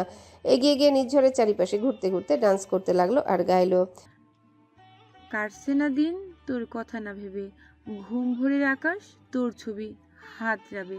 নির্ঝর ফারিনের হাত ধরে নিজের দিকে টান দিল। ফারিন ফের গেয়ে উঠল, মুখ ক্যানভাসের জল রঙে মন ভাসে, পাল তোলে ইচ্ছে জাহাজ, ছুটি ছুটি মন ওড়ে, ছুটে যাব তোর ঘরে, তুই হলি আমার জিয়াজ। ফারিনের গান শেষ হতে নির্ঝর মুচকি হেসে গেয়ে উঠল, ও ফারু, ও Faru, I love you, I love you. Farin আর নির্ঝরের ডান্স শেষ হতে মঞ্চে উপস্থিত হলো নিঝুমার সৌজন্য। দুজনার চোখেই কালো রোদ চশমা। সাউন্ড বক্সে ভীষণ জোরে জোরে বেজে উঠল। শুরু হলো আরেকটি অসাধারণ ডান্স পারফরমেন্স। হলুদের অনুষ্ঠান প্রায় শেষের দিকে সন্ধ্যা গাঢ় হয়ে রাতের আকাশ ঘন কালো মেঘে ঢেকে যেতে লাগলো। ফারিনার নিজুম, নাহিয়ান আর শিশিরকে আসন থেকে এক প্রকার জোর করে তুলল। অতঃপর পূর্ব পরিকল্পনা অনুযায়ী নাহিয়ান আর শিশিরকে মাঝখানে রেখে সবাই শুরু করলো ডান্স। সাউন্ড বক্সে জোরে জোরে বেজে চলল গালিয়া গুড়িয়া সং, সাউন্ড বক্সে জোরে জোরে বেজে চলল গাল্লান গুড়িয়া সং। এক স্বপ্ন ছোঁয়া পরিবেশে কেটে গেল মুহূর্তগুলো। শিশির আর নাহিয়ানের জীবনের সবচেয়ে গুরুত্বপূর্ণ দিন আজ। হৃদয়ের প্রেম কাব্যে স্বর্ণাক্ষরে খচিত মুহূর্তটি সংঘটিত হবে আজ। তাদের অপেক্ষার প্রহরের অবসান ঘটবে আর মুহূর্তখানেকের মাঝেই পূর্ণতা পাবে তাদের প্রণয়। তবে আজ আর খানম কুঞ্জে নয়, সেই পূর্ণতা তিথি সংঘটিত হতে চলেছে সুরমা নদীর তীরবর্তী এক শান্ত শাখায়। নগরের কোলাহল থেকে কিছুটা দূরে সবুজের ছায়া আর নীল আকাশের নিচের এক শান্ত মোহময় নির্জন নিহারিকায়, যার কাছের দেয়ালগুলোতে সূর্যাস্তের রক্তিম আভা ঠিকরে পড়ে সৃষ্টি করে এক অলিক কল্পনার স্বপ্নপুরী। সিলেটের বক্ষস্থলে দাঁড়ানো সোনালী আলোয় মোড়া এক বিশাল প্রাসাদ, নাম কুশিয়ারা ইন্টারন্যাশনাল কনভেনশন হল। শুধু সিলেট নয়, বলতে গেলে গোটা বাংলাদেশের বিখ্যাত ওয়েডিং ভেন্যু এটা। আর হবেই বা না কেন, এর সৌন্দর্য আর দাম্ভিক স্তম্ভের আধিপত্য এটি যে বাংলাদেশের সবচেয়ে সুন্দর ওয়েডিং ভেন্যু তার প্রমাণক হিসেবে কাজ করে। এটিকে প্রথম দেখায় মনে হবে যেন বাংলাদেশের মাঝে নেমে এসেছে এক পাশ্চাত্য কোনো উন্নত দেশের ওয়েডিং এরিয়া। এটার ভিতরে সৌন্দর্য যেন বাইরে সৌন্দর্যের থেকেও কয়েকশো গুণ বেশি। সম্পূর্ণ অন্য এক জগতের সৃষ্টি সেখানে। ঝাড়বাতির ঝলকানিতে ছাদটা রূপকথার আকাশের মতোই দীপ্ত। দেয়াল জুড়ে সূক্ষ্ম কারুকাজ, মেঝের ঝকঝকে মার্বেল যেন আয়নার মতো সবকিছু প্রতিবিম্বিত করে। এমনই এক রাজকীয় পরিবেশে বিশাল পুষ্প আর আলোকসজ্জিত আসনে বসে আছে শিশির। তার পরনে off white colour Pakistani wedding lehenga, যার প্রতিটা ভাঁজে পাথরে সূক্ষ্ম কারচুপি। লেহেঙ্গাটার বিশেষত্ব হচ্ছে এটা শুধুমাত্র শিশিরের জন্য তৈরি। পাকিস্তানের একজন স্পেশাল ফ্যাশন ডিজাইনার প্রায় অর্ধ মাসের বেশি সময় ধরে তৈরি করেছে এটা। শিশিরের মাথায় অফ হোয়াইট কালার দোপাট্টা, যাতেও দৃশ্যমান একই রকম সূক্ষ্ম পাথরে কাজ। তার কানে রুবির বাহুবলী ঝুমকা, কপালে পাকিস্তানি ঝাপটা, ডান নাসাপুটে শোভা পাচ্ছে ঝুমকো নথ। গোলাপি অধরদ্বয় আজ আবৃত ডার্ক মেরুন লিপস্টিকে, মধুরঙা মনে বিশিষ্ট চোখের পাতা আজ সজ্জিত গাঢ় আইলাইনারের সূক্ষ্ম আঁচড়ে। ঘড়ির কাঁটাটা সবে সকাল 10টা ছুঁয়েছে। হঠাৎই শিশির শুনতে পায় আনা আর ফারিনের কলরব। নাহিয়ান ভাই এসেছিলেন। নাহিয়ান ভাই? নাহিয়ানের নাম কর্ণকুহরে পৌঁছাতে লাজুক হাসে শিশির। আসলে শিশিররা একটু দ্রুতই চলে এসেছিল কনভেনশন হলে। এটা অবশ্য পূর্ব পরিকল্পিত, কেননা নরিফা খানম চান বিয়েটা আর 5টা বাঙালি বিয়ের মতোই হোক, যেখানে বরকে শাশুড়ি নিজে বরণ করে বিবাহের শুভ উদ্বোধন করবে। তাই তারা যদি একসাথে আসে তাহলে এটা কখনোই সম্ভব হবে না। এমন চিন্তাধারা থেকে শিশিররা ঘণ্টাখানেক আগে এসেছে কনভেনশন হলে। বাড়ির সকল মেয়েরা কনেপক্ষ আর ছেলেরা বরপক্ষ। হলের প্রবেশদ্বারে রোদেলা জামানের বরণ শেষে নাহিয়ান সহ বাড়ির প্রত্যেকটা ছেলেকে এক প্রকার ঘিরে দাঁড়ালো প্রত্যেকটা মেয়ে। সবার মধ্যে থেকে ফারিন বলল, ও ভাইয়া, এত সহজে তো আপনার হাতে চন্দ্রমুখী আপুটাকে তুলে দিতে পারবো না। খরচ তো চাই। নাহিয়ান কিছু বলার আগেই নির্ঝর বলল, কি হচ্ছে এটা? কি এটা? আপনি চুপ থাকুন। এইটা আমার আর আমার দুলাভাইয়ের ব্যাপার। দুলাব্রু আবার কি জিনিস? উনি ভাসুর তোমার? ওই হলো একটা। তাদের এমন খুনসুটিতে নাহিয়ান হেসে বলল, তো শালিকা ওরফে চৌধুরীদের ছোট গিন্নি, কি লাগবে তোমাদের? বেশি কিছু না ভাইয়া। এই ধরুন আমরা 6 জন আছি, 6 জনকে 10,000 করে 60,000। আপনার না হয় 10,000 কম করে ওই 50,000 টাকা দিলেই হবে। ভাইয়া, তুমি শুধু আমাকে অনুমতি দাও। ওকে আমি 50,000 টাকার পরিবর্তে 50 বার তোমার সামনে কান ধরে উঠবস করাচ্ছি। ব্যাপার না, ব্যাপারটা যখন আমার বউকে নিয়ে, তখন তো আর কোনো অপশনই থাকে না। সে তার বর্তমান পিএ তাশরিফকে ডেকে বলল, ওরা যা চাইছে তার ডাবল দিয়ে দাও। ফারিন অবাক দৃষ্টিতে তাকালো। নাহিয়ান ভাইয়া এত তাড়াতাড়ি রাজি হয়ে গেল, তা আবার তাদের টাকা দ্বিগুণ দিতে চাইছে। সে নির্ঝরের দিকে ফিরে মুখ বাঁকিয়ে বলল, দেখছেন, ব্যাটা কোলো সবাই আপনার মতো হয় না মিস্টার নিরামিষ কোথাকার। তাশরিফ নাহিয়ানের কথা অনুযায়ী দ্রুত গাড়ি থেকে টাকা এনে ফারিনদের হাতে তুলে দিল। তারা সবাই নাহিয়ানকে নিয়ে ভেতরে প্রবেশ করলো। নাহিয়ান আর শিশিরের মাঝে বিশাল এক পুষ্প পর্দার ব্যবধান। পর্দার ওই পাশে বসা শিশির আর এই পাশে নাহিয়ান। নাহিয়ান শত চেষ্টার পরও শিশিরকে দেখতে না পেয়ে এক প্রকার বিরক্ত হয়ে কাজী সাহেবের উদ্দেশ্যে বলল, বিয়েটা একটু তাড়াতাড়ি পড়ান চাচা। যদিও আমরা আগে থেকেই বিবাহিত, যাই হোক একটু দ্রুত করুন। অনেকক্ষণ হয়ে গেল বউটাকে দেখিনি। নাহিয়ানের এমন কথায় একসঙ্গে হেসে উঠল সবাই। কাজী সাহেব দুরুদ পড়া শেষে বিবাহ কার্য সম্পন্ন করলেন। অতঃপর নবদম্পতির জন্য দোয়া শেষে কাজী সাহেব নাহিয়ানের দিকে ফিরে বলল, এবার তুমি তোমার বউকে দেখতে পারো বাবা। নাহিয়ান মোনাজাত সেরে বলল, আলহামদুলিল্লাহ। সে নিজের সামনে থাকা পুষ্প পর্দাটা দ্রুত এক টান দিয়ে সরিয়ে দিল, কিন্তু শিশির কই, তার তো পর্দার ওই পাশে থাকার কথা ছিল। নাহিয়ান আশেপাশে উকিঝুঁকি মেরেও শিশিরকে দেখতে না পেয়ে সামনে থাকা ইমতিয়াজ চৌধুরীর উদ্দেশ্যে বলল, বাবা, আমার বউ কই? সবার সামনে ছেলেরা এমন প্রশ্নে কিছুটা অপ্রস্তুত হয়ে পড়লেন ইমতিয়াজ চৌধুরী। তোর বউ কই তা আমি কি জানি? নাহিয়ান বসা থেকে উঠে দাঁড়িয়ে পড়ল। আমি নিশ্চিত এবারও তোমার বউ অর্থাৎ আমার মা আমার বউকে সরিয়ে নিয়ে গেছে। আই প্রমিস ইউ বাবা, মা যদি আজকেও আমার বউকে আমার থেকে দূরে রাখে না, তুফান বয়ে যাবে, কিন্তু তুমি নিজেও কোনোদিনও তোমার বউকে আর কাছে পাবে না। ছেলের এমন কথা ইমতিয়াজ চৌধুরী রেগে গিয়ে বললেন, চুপ করো অসভ্য ছেলে, তুমি জানো না তোমার মা এখানে আসেনি? ও আসেনি না? তারপর সে আশেপাশে তাকিয়ে বাচ্চাদের মতো মুখ করে বলল, কিন্তু আমার বউ কই? নাহিয়ানের এমন কাণ্ডে সবাই মুখ চেপে হাসছে। ঠিক তখনই পেছন থেকে শিকদার সাহা বললেন, এই যে তোমার বউ বাবা। নাহিয়ান পেছনে তাকাতে দেখতে পারল শিশিরের হাত শক্ত করে ধরে আছেন শিকদার শাহ। নাহিয়ানকে তাকাতে দেখে তারা এগিয়ে আসলো। শিকদার শাহ নিজের মেয়ের হাত নাহিয়ানের হাতে তুলে দিয়ে বলল, এই নাও, আজ থেকে শিশির শুধুই তোমার, আর কেউ তোমার কাছ থেকে তোমার বউকে আলাদা করবে না। তবে আমাকে এইটুকু কথা দাও, আমার মেয়েকে আমি আজ ঠিক যেভাবে তোমার হাতে তুলে দিচ্ছি, এভাবেই যেন জীবনের শেষ মুহূর্তটা পর্যন্ত তুমি ওর হাত আঁকড়ে রাখবে। নাহিয়ান শিশিরের হাত শক্ত করে ধরে বলল, আমি কথা দিচ্ছি, জীবনের শেষ রক্ত কণাটুকু যতক্ষণ আমার শরীরে থাকবে ততক্ষণ এই নাহিয়ান চৌধুরী তার প্রাণ নাসিনীকে রক্ষা করে যাবে ইনশাল্লাহ। খানম কুঞ্জটা এখন যেন জনমানবহীন ধুধু মরুভূমির ন্যায় খাকা করছে। বাড়ির নবীনেরা আজকেও এখানে নেই। সবাই গিয়েছে কুশিয়ারা ইন্টারন্যাশনাল কনভেনশন হলে এক রাজকীয় বিবাহ অনুষ্ঠানের সাক্ষী হতে। বিশাল বাড়ি জুড়ে হাতে গোনা কয়েকজন, নরিফা খানম, হাসনা খান, শিউলি হক আর আশেপাশে কিছু মহিলারা। তবে তারা ব্যস্ত নবদম্পতিকে স্বাগত জানানোর আয়োজন নিয়ে। ঘড়ির কাঁটায় হয়তো বা বেলা 12টা। ইয়ালিনা দাঁড়িয়ে আছে দোতলার উত্তর প্রান্তের এক নির্জন বারান্দায়। বারান্দাটা ঠিক এর নিচে কয়েক কদম দূরে বিশাল এক স্বচ্ছ পানির লেক। মাঝে মাঝে ভেসে আসছে লেকের পানি কলকল শব্দ। তবে সেই শব্দ যেন আর্তনাদের সুরে ইয়ালিনার কর্ণকুহরে পৌঁছাচ্ছে। ভেতরটা ভেঙে চুরে চুরমার হয়ে যাচ্ছে তার। আজকে সবটা শেষ হয়ে গেল তার। এখন থেকে বেঁচে থাকা মরণ যন্ত্রণা থেকেও কঠিন হবে তার জন্য। চোখের সামনে বারংবার ভেসে উঠেছে নাহিয়ানের মুখটা। পরক্ষণে ইয়ালিনার ভিতর থেকে কেউ যেন তাকে ডেকে বলছে, আজ থেকে তোর নাহিয়ান ভাইয়া অন্য কারো। সেই আজ থেকে হালাল হয়েছে শিশিরের নামে। নিঃশ্বাসের পদচারণা ক্রমশই লোপ পাচ্ছে তার। বারান্দার রেলিংয়ে হাত রেখে খোলা আকাশের দিকে চেয়ে হঠাৎই গিয়ে উঠল সে, हमने धड़कन धड़कन करके।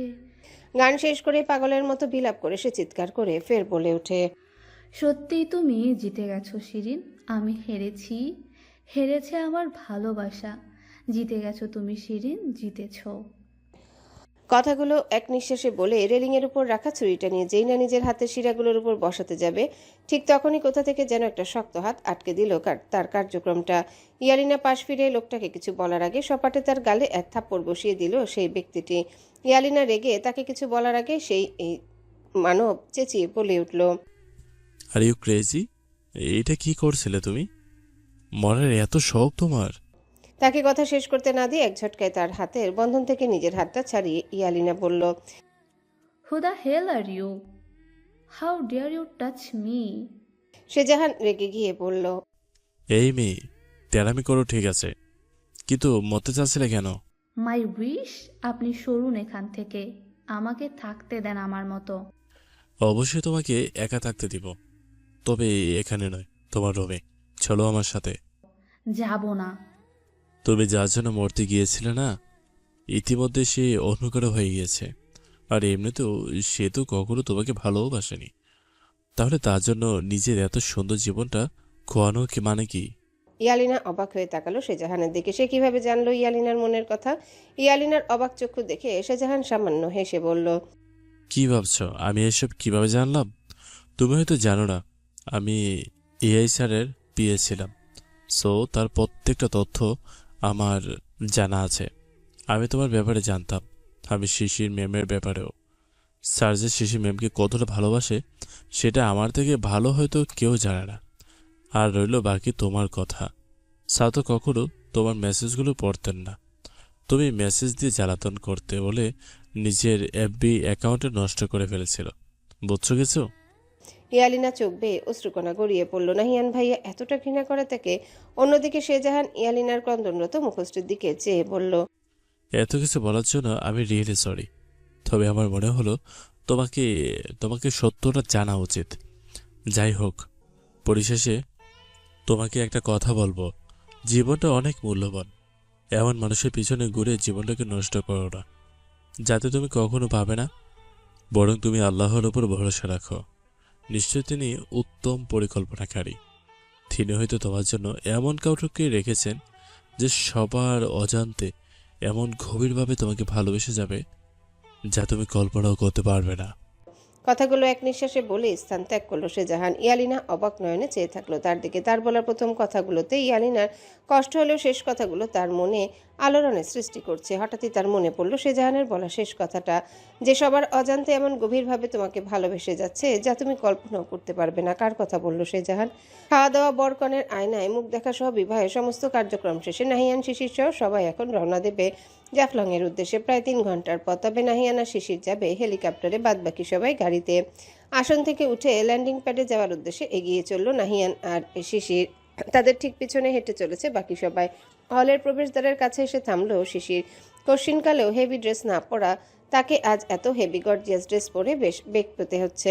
শিশিরকে থামতে দেখে থামলো নাহিয়ানও। সে কিছুটা চিন্তিত কণ্ঠে শুধালো, কোনো সমস্যা? কি হচ্ছে বল আমায়। নাহিয়ানকে এতটা চিন্তিত দেখে শিশির হেসে পড়ল। আরে তেমন কিছু না, আসলে লেহেঙ্গাটা অনেক হ্যাভি তো এই জন্যই আর কি। ও, এই ব্যাপার? তা আগে বলবা না? হ্যাঁ আসলে। তাকে আর কিছু বলার সুযোগ না দিয়ে সবার সামনে তাকে কোলে তুলে নিল নাহিয়ান। উপস্থিত সবাই হতবাক হয়ে গেল নাহিয়ানের এমন কাণ্ডে। শিশির চোখ বড় বড় করে বলল, কি করছেন কি নামান বলছি। আর কোনো সমস্যা হচ্ছে বউ? নামান না প্লিজ, এখানে সবাই আছে। তোমাকে যে প্রশ্ন করেছি তার উত্তর দাও। না। তাহলে আর কি? নাহিয়ান মুচকি এসে শিশিরকে কোলে করে নিয়ে এগিয়ে চলল ল্যান্ডিং প্যাডের দিকে। লাজুক শিশির লজ্জায় নিজের মুখ লুকালো নাহিয়ানের পাথুরে কাজ করা পাঞ্জাবি দ্বারা আবৃত প্রশস্ত বক্ষদেশে। কয়েকজোড়া অবাক চক্ষু নিষ্পলক দৃষ্টিতে চেয়ে রইল তাদের দিকে। বেরিয়ে গেল তারা। অন্যদিকে তাদের এমন খুনসুটিতে ফারিন মুগ্ধ নয়নে তাদের যাওয়ার পানে চেয়ে আনমনেই বলে উঠল, হাউ কিউট না? নাহিয়ান ভাইয়া কি দারুণভাবে শিশির আপুকে কোলে তুলে নিল। পুরোটাই সিনেমাটিক। আল্লাহ! অবাক ফারিন খেয়ালই করেনি যে তার পাশে দাঁড়িয়ে আছে নির্ঝর। বইয়ের এমন কথায় নির্ঝর সামান্য ঝুঁকে তার কানের কাছে ফিসফিসিয়ে বলল, তোমারও কি শিশিরাপুর মতন এমন সবার সামনে বরের কোলে উঠতে ইচ্ছে করছে? তাকে কে প্রশ্নটা করেছে সেদিকে খেয়াল না করে ফারিন নাক সিটিয়ে বলল, হুম। আর সবার সামনে বরের কোলে ওঠা একান্তই কখনো নিল না। ইস কি কষ্ট। তাহলে তো আপনার মনোবাসনাটা আজ পূর্ণ করতেই হচ্ছে। ফারিন চমকে তাকালো নির্ঝরের দিকে। নির্ঝর এক লহমায় তাকে বিস্ময়ের চূড়ান্ত সীমায় পৌঁছে দিয়ে সবার সামনে কোলে তুলে নিল। ফারিনের হৃদযন্ত্রটা লজ্জায় বেগতিক হারে কাঁপতে লাগলো। নির্ঝর তাকে কোলে করে নিয়ে সবার পাশ কাটিয়ে চলে গেল প্রবেশদ্বার পেরিয়ে। অন্যদিকে নাহিয়ানের দেওয়া ঝটকা থেকে উঠতে না উঠতে নির্ঝরের এমন কাণ্ডে উপস্থিত জনতা বাকরুদ্ধ হয়ে পড়ল। সাজিদ মুখ বিকৃত করে বলল, সমস্যা নাই, নাহিয়ান গেছে যেই পথে নির্ঝরও যাবে সেই সাথে। চৌধুরীদের পোলাপাইন মামা স্বভাবতই বউ পাগল। আজ অন্তরিক্ষে জ্যোৎস্না ও প্রতিটি সমস্ত আলো উজাড় করে পূর্ণোদ্যমে ছড়াচ্ছে রূপালী কিরণ। ধরণী আজ আলোকিত সেই রূপালী আলোয়। খানমকুঞ্জে 3 তলার উত্তর দিকের একটা বিশাল কক্ষ। খানমকুঞ্জের সবচেয়ে বড় কক্ষ এটি। সেটা আজ আলোকিত মোমবাতির মৃদু হলদে আলোয় আর চাঁদের রূপালী কিরণে। পুরো রুমটা সজ্জিত হয়েছে মোমবাতি নিয়ন আলোকসজ্জায়। রুম জুড়ে ছড়িয়ে আছে নানান বাহারি ফুলের মিষ্টি সুঘ্রাণ। এরই মাঝে বিশাল পুষ্পসজ্জিত বিছানায় গুটিসুটি মেরে বসে আছে শিশির। লাজে রাঙা তার মুখশ্রী। উত্তরে হিমেল হাওয়ার সঙ্গে সঙ্গে হালকা শিহরণ জাগছে তার দেহ জুড়ে। মুহূর্ত কয়েকের মাঝে রুমে প্রবেশ করলো নাহিয়ান। কিছুটা শব্দ তুলে রুমের দরজা বন্ধ করে এক এক ধাপে এগোতে থাকলো শিশিরের দিকে। নাহিয়ানের প্রতিটা পদচারণার সঙ্গে সঙ্গে শিশিরের শরীরের সৃষ্টি হলো এক অজ্ঞাত কম্পন। মেরুদণ্ড বেয়ে নেমে আসা নামহীন সেই শিহরণ ক্রমেই বাড়ছে তার। নাহিয়ান মুচকি হেসে এগিয়ে এসে পুষ্প পর্দাটিকে আলতো হাতে সরিয়ে বিছানায় বসলো। গভীর কণ্ঠে শিশিরের উদ্দেশ্যে বলল, Can I lift your veil? গভীর পুরুষালী সেই কণ্ঠে ঘোর লেগে আসলো শিশিরের। মাথা নেড়ে সম্মতি জানালো সে। নাহিয়ান আলতো হাতে তার মুখের উপরে পড়ে থাকা দোপাট্টা সরালো। সঙ্গে সঙ্গে দৃশ্যমান হলো শিশিরের লাবণ্যময়ী মুখশ্রী।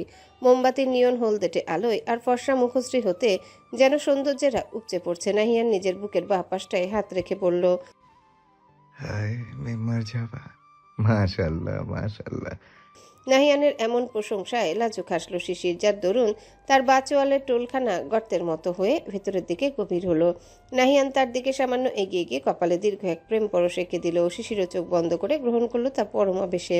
দীর্ঘ এক প্রেম পরশ শেষে নাহিয়ান আলমারি থেকে একটা ব্ল্যাক কালার স্টোন বসানো শাড়ি এনে শিশিরের উদ্দেশ্যে বলল, চেঞ্জ করে নাও, এত হেভি ড্রেসে আর থাকতে হবে না।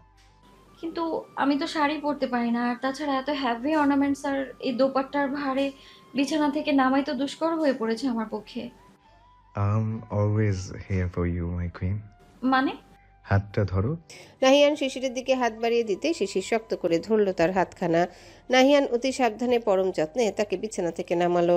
অতঃপর তাকে ড্রেসিং টেবিলের বিশাল আয়নার সামনে দাঁড় করিয়ে একে একে দোপাট্টায় থাকা পিনগুলো খুলতে লাগলো। পিনগুলো দোপাট্টা থেকে ছাড়ানো শেষে দোপাট্টা মাথা থেকে নামিয়ে বিছানার উপর রাখলো সে। এরপর শিশিরের কানের দুল, গলার নেকলেস খুলে ড্রেসিং টেবিলের উপর রেখে নাসাপুটের ঝুমকা নোলকটা খুলে নিজের আনা ডায়মন্ডের ছোট্ট নোলকটা শিশিরকে অতি যত্নে পরিয়ে দিল সে। তবে হাতের বালাজোড় আর খুলল না। এদিকে নাহিয়ানের শরীর থেকে ভেসে আসা তীব্র মাদকীয় পারফিউমের সুবাসে নিজেকে মাতাল মাতাল লাগতে শুরু করেছে শিশিরের। শেষমেশ লাজ লজ্জায় মাথা খেয়ে এসে নাহিয়ানের কাছে প্রশ্নটা করেই বসলো, আচ্ছা, আপনি কি পারফিউম ইউজ করেন বলেন তো?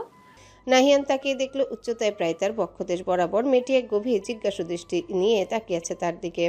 মোমবাতির হলুদ আভা একটু বেশি লাবণ্যময়ী লাগছে তাকে। নাহিয়ান বাঁকা হেসে বলল, do you like this smell darling? উফ, বলুন না। Oh, nice smell, I like it. And I love the fragrance of your body. আকাশে বিদ্যমান পূর্ণ চন্দ্রখানা। শিশির কোনো মতে নিজের লেহেঙ্গাটা বদলে শাড়িটা গায়ে জড়িয়ে সবে বের হয়েছে ওয়াশরুম থেকে। তার শাড়িটা অবশ্য নাহিয়ানই পরিয়ে দিতে চেয়েছিল, তবে শিশিরই লজ্জায় সেটা নিয়ে ছুটে ওয়াশরুমে ঢুকে দরজা বন্ধ করে দিয়েছিল।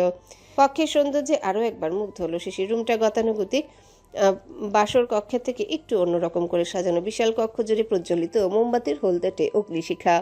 নেই কোনো কৃত্রিম আলোক রশ্মির ঝলকানি, যা আছে তার সবটাই মোমবাতি আর পূর্ণিমা চন্দ্রের উজ্জ্বল আলো। শিশির ওয়াশরুম থেকে বের হলো। বিশাল কক্ষের কোথাও নেই নাহিয়ানের অস্তিত্ব। কোথায় গেল নাহিয়ান? হঠাৎই তার চোখ গেল ব্যালকনিতে। নাহিয়ান ব্যালকনিতে নেই তো? এমন চিন্তাধারা থেকে শিশির পা বাড়ালো বিশাল ঝুল বারান্দার উদ্দেশ্যে। বৃহৎ পর্দা সরিয়ে ব্যালকনিতে পা দিতে আরেক দফায় আশ্চর্যান্বিত হলো সে। আরও একটা সৌন্দর্যমণ্ডিত জগৎ স্বাগত জানালো তাকে। ব্যালকনিটাও আজ সজ্জিত হয়েছে ছোট ছোট লণ্ঠনে। কাচের স্বচ্ছ চিমনির মধ্যেখানে জ্বলছে হলুদ রঙা অগ্নিশিখা। বিশাল ব্যালকনিটা সাজানো হয়েছে ছোট ছোট এমনই অসংখ্য লণ্ঠনে। এরই মাঝে দাঁড়িয়ে আছে তার সুদর্শন পুরুষটা। নাহিয়ানের দৃষ্টি বাইরের এক স্বচ্ছ পানির লেকে নিবদ্ধ, যেখানে প্রতিফলিত হচ্ছে চন্দ্রের রূপালী কিরণ। শিশির এগিয়ে গিয়ে নাহিয়ানের পিছনে দাঁড়ালো। অতঃপর মিষ্টি কণ্ঠে বলল, আজকের প্রকৃতিটা একটু বেশি সুন্দর, তাই না? তবে আর কারোর জন্য কতটা সুন্দর তা জানি না, কিন্তু আমার জন্য শ্রেষ্ঠ সুন্দর পূর্ণিমা এটি, কারণ আজ এই পূর্ণিমায় তুমি আমার সাথে আছো। শিশির হালকা হাসলো। নাহিয়ান প্রকৃতির এমন অপার সৌন্দর্যের মাঝে তার প্রাণনাশিনীর দিকে চেয়ে ঘোর লাগা কণ্ঠে বলল, লুকিং সো গর্জিয়াস গিন্নি সাহেবা। নাহিয়ানের এমন সম্বোধনে চোখ কুচকে সামান্য লাজুক হাসলো শিশির। নাহিয়ান এক কদম এগোতে লাগলো তার দিকে। শিশির নিজের অজান্তে পিছিয়ে গেল কিছুটা। তাকে পিছুতে দেখে নাহিয়ান বলল, পিছাচ্ছ কেন? শিশির শঙ্কিত কণ্ঠে বলল, আপনি এগোচ্ছেন কেন?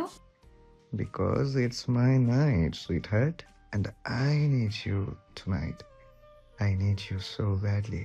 শিশিরের হৃদযন্ত্রটা বেগতিক হারে কাঁপতে শুরু করলো। শিশির বাইরে থেকে অনুমান করতে পারছে তার হৃদযন্ত্রের অমন অস্থির নৃত্য। নাহিয়ান বেশ কাছাকাছি চলে এসেছে তার। শিশির এক সময় নরম কিছু একটা ধাক্কা খেয়ে সেটির উপর পড়ে গেল। অত্যাধিক কোমল সেই জিনিসটির স্পর্শে সে বেশ ভালো করে বুঝতে পারলো এটা নাহিয়ানের রুমের সে বড় কাউচটা। কিন্তু এটা এখানে কি করে আসলো? যাই হোক, এত কিছু ভাবার সময় এটা নয়। নাহিয়ান ধীরে ধীরে এগিয়ে এসে তার উপর ঝুঁকে পড়ল। তার ডান হাতটা এখন শিশিরের মাথার ঠিক বাম পাশে অবস্থান করছে। শিশির ভয়ার্ত কণ্ঠে কিছু বলার আগে নাহিয়ান নিজের কার্নিশ আঙ্গুল তার গোলাপি অধরে ছুঁয়ে ঘোর লাগানো কণ্ঠে গেয়ে উঠল, क्या जाने तू मेरे राधे। নাহিয়ান নিজের ওষ্ঠদয় দিয়ে তীব্রভাবে দখল করলো শিশিরের অধর দুটি। নিজের শরীরের উষ্ণতা দিয়ে গভীরভাবে আড়ষ্ট করলো শিশিরকে। লাজুক শিশির লজ্জায় লাজুক লতার ন্যায় নুয়ে পড়ল নাহিয়ানের শৈল্পিক দেহের মাঝে। তাদের দুজনকে ছুঁয়ে গেল এক উন্মাদ উত্তরে হিমেল হাওয়া। শীতের এক নির্জন পূর্ণিমার স্থির রূপালী চন্দ্রটা সাক্ষী হলো একজোড়া কপত কপতির মধুচন্দ্রিমার। কুয়াশার ঘোমটা সরিয়ে পূব আকাশে সিঁদুর রঙা আলো তখন মেখেছে সদ্য ফোটা বকুল গুচ্ছ। শিশিরের মুখের একপাশে এসে পড়েছে শীতের ভোরের সেই প্রথম রোদ্দুরের নরম ছোঁয়া। সুস্নিগ্ধ রোদে সেই উষ্ণতায় ঘুম ভাঙল শিশিরের। নাহিয়ানের উন্মুক্ত দেহের শক্ত বাহুডোরে আবদ্ধ শিশির তাকিয়ে দেখল তার প্রিয় পুরুষ তখনও গভীর ঘুমে আচ্ছন্ন। নাহিয়ানের মুখেও রোদ এসে পড়েছে, কপালে লেপ্টে থাকা চুলের গোছা রোদের নরম আলোয় সোনালি দেখাচ্ছে। ঘুমন্ত নাহিয়ানকে এক অদ্ভুত ঘোর লাগা সুদর্শন লাগছে। হঠাৎই তার দৃষ্টি কেড়ে নিল নাহিয়ানের বুকের বাঁ পাশে লেগে থাকা রঞ্জকের গাঢ় রং। মুহূর্তেই গত রাতের কথা মনে পড়ে। লাজে রাঙা হলো তার ফর্সা মুখশ্রী। লাজুক হাসলো শিশির, সে হাসিতে যেন মিশে আছে প্রেমময় নিশীথ জাগরণের সুর। হঠাৎই শিশিরের বোধগম্য হলো তারা এখনো সেই ব্যালকনিতে, আর তার শরীরে জড়ানো নাহিয়ানের শার্টখানা। সে কাউচ থেকে নামার জন্য হাঁসফাঁস করতে লাগলো, কিন্তু কিছুতেই নাহিয়ানের শক্ত বাঁধন থেকে নিজেকে সরাতে পারল না। অন্যদিকে শিশিরের এমন সঞ্চালনে ঘুম ভাঙল নাহিয়ানের। তৎক্ষণাৎ শিশিরকে আরো শক্তভাবে নিজের সাথে জড়িয়ে ঘুম জড়ানো কণ্ঠে সে বলল,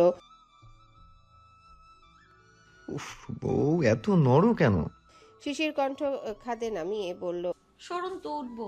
নাহিয়ান চোখ দুইটা বন্ধ রেখেই বলল, কি বললে? উঠবো। নাহিয়ান দুষ্টু হেসে বলল, আপাতত আমি কিছুই শুনতে পাচ্ছি না মিসেস নাহিয়ান চৌধুরী। শিশির বুঝলো নাহিয়ান এখন কোনো মতেই ভালোই ভালোই তাকে ছাড়বে না, কিন্তু এখন যে করেই হোক তাকে গোসলটা সারতে হবে। কি করবে না করবে ভাবতে ভাবতে শিশিরের মাথায় একটা দুষ্টু বুদ্ধি খেলে গেল। সে সামান্য চিৎকার করে বলল, সঙ্গে সঙ্গে ব্যতিব্যস্ত হয়ে পড়ল নাহিয়ান। উদ্বিগ্ন কণ্ঠে সে শুধালো, কি হয়েছে? Any problem? বলো। ব্যাস, নাহিয়ানের এমন উদ্বিগ্ন চেতাকেই কাজে লাগালো শিশির। শিশিরকে দেখতে যখনই নাহিয়ান তার বাঁধন শিথিল করলো, তৎক্ষণাৎ শিশির এক পলকে কাউচ থেকে নেমে দ্রুত রুমের দিকে দৌড় দিয়ে বলল, ইট ওয়াজ আ ট্রিক্স মিস্টার এ আফ। নাহিয়ান শিশিরের এমন কাণ্ডে ঠোঁট কামড়ে তার পিছন পিছন দৌড়ে গিয়ে বলল, তবে রে। শিশির ততক্ষণে রুম পেরিয়ে ওয়াশরুমে ঢুকে দরজা লক করে দিয়েছে। নাহিয়ান ওয়াশরুমের বাইরে থেকেই বলল, আই এম ওয়েটিং ডার্লিং, তুমি জাস্ট বাইরে বের হও, বাকিটা আমি দেখে নিচ্ছি। শিশির ওয়াশরুমের ভেতর থেকে বলল, বের হলে তো। লম্বা একটা শাওয়ার নেওয়া শেষে প্রায় অর্ধ ঘন্টা পর ওয়াশরুম থেকে বের হলো শিশির। তার পরনে মেরুন কালার সুতি শাড়ি, যার পাড় জুড়ে সূক্ষ্ম এমব্রয়ডারির কারচুপি। ওয়াশরুম থেকে বের হয়ে একবার রুমে উকি দিল শিশির। নাহিয়ান উদাম শরীরে পাশ ফিরে শুয়ে আছে বিছানায়। নাহিয়ানকে ঘুমাতে দেখে মুচকি হাসলো শিশির। অতঃপর ড্রেসিং টেবিল থেকে নিজের কানের দুল আর গলার নেকলেসটা পরে ভেজা চুলগুলো ছাড়িয়ে নিল চিরুনির আলতো আঁচড়ে। নাহিয়ান তখনও বালিশে মুখ ডুবে। হঠাৎ শিশিরের মনে এক অন্যরকম দুষ্টু বাসনা জাগলো।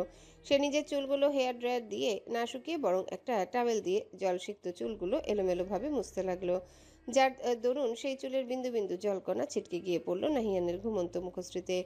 এক দু ফোঁটা নয়, একেবারে যেন বর্ষার জলধারা।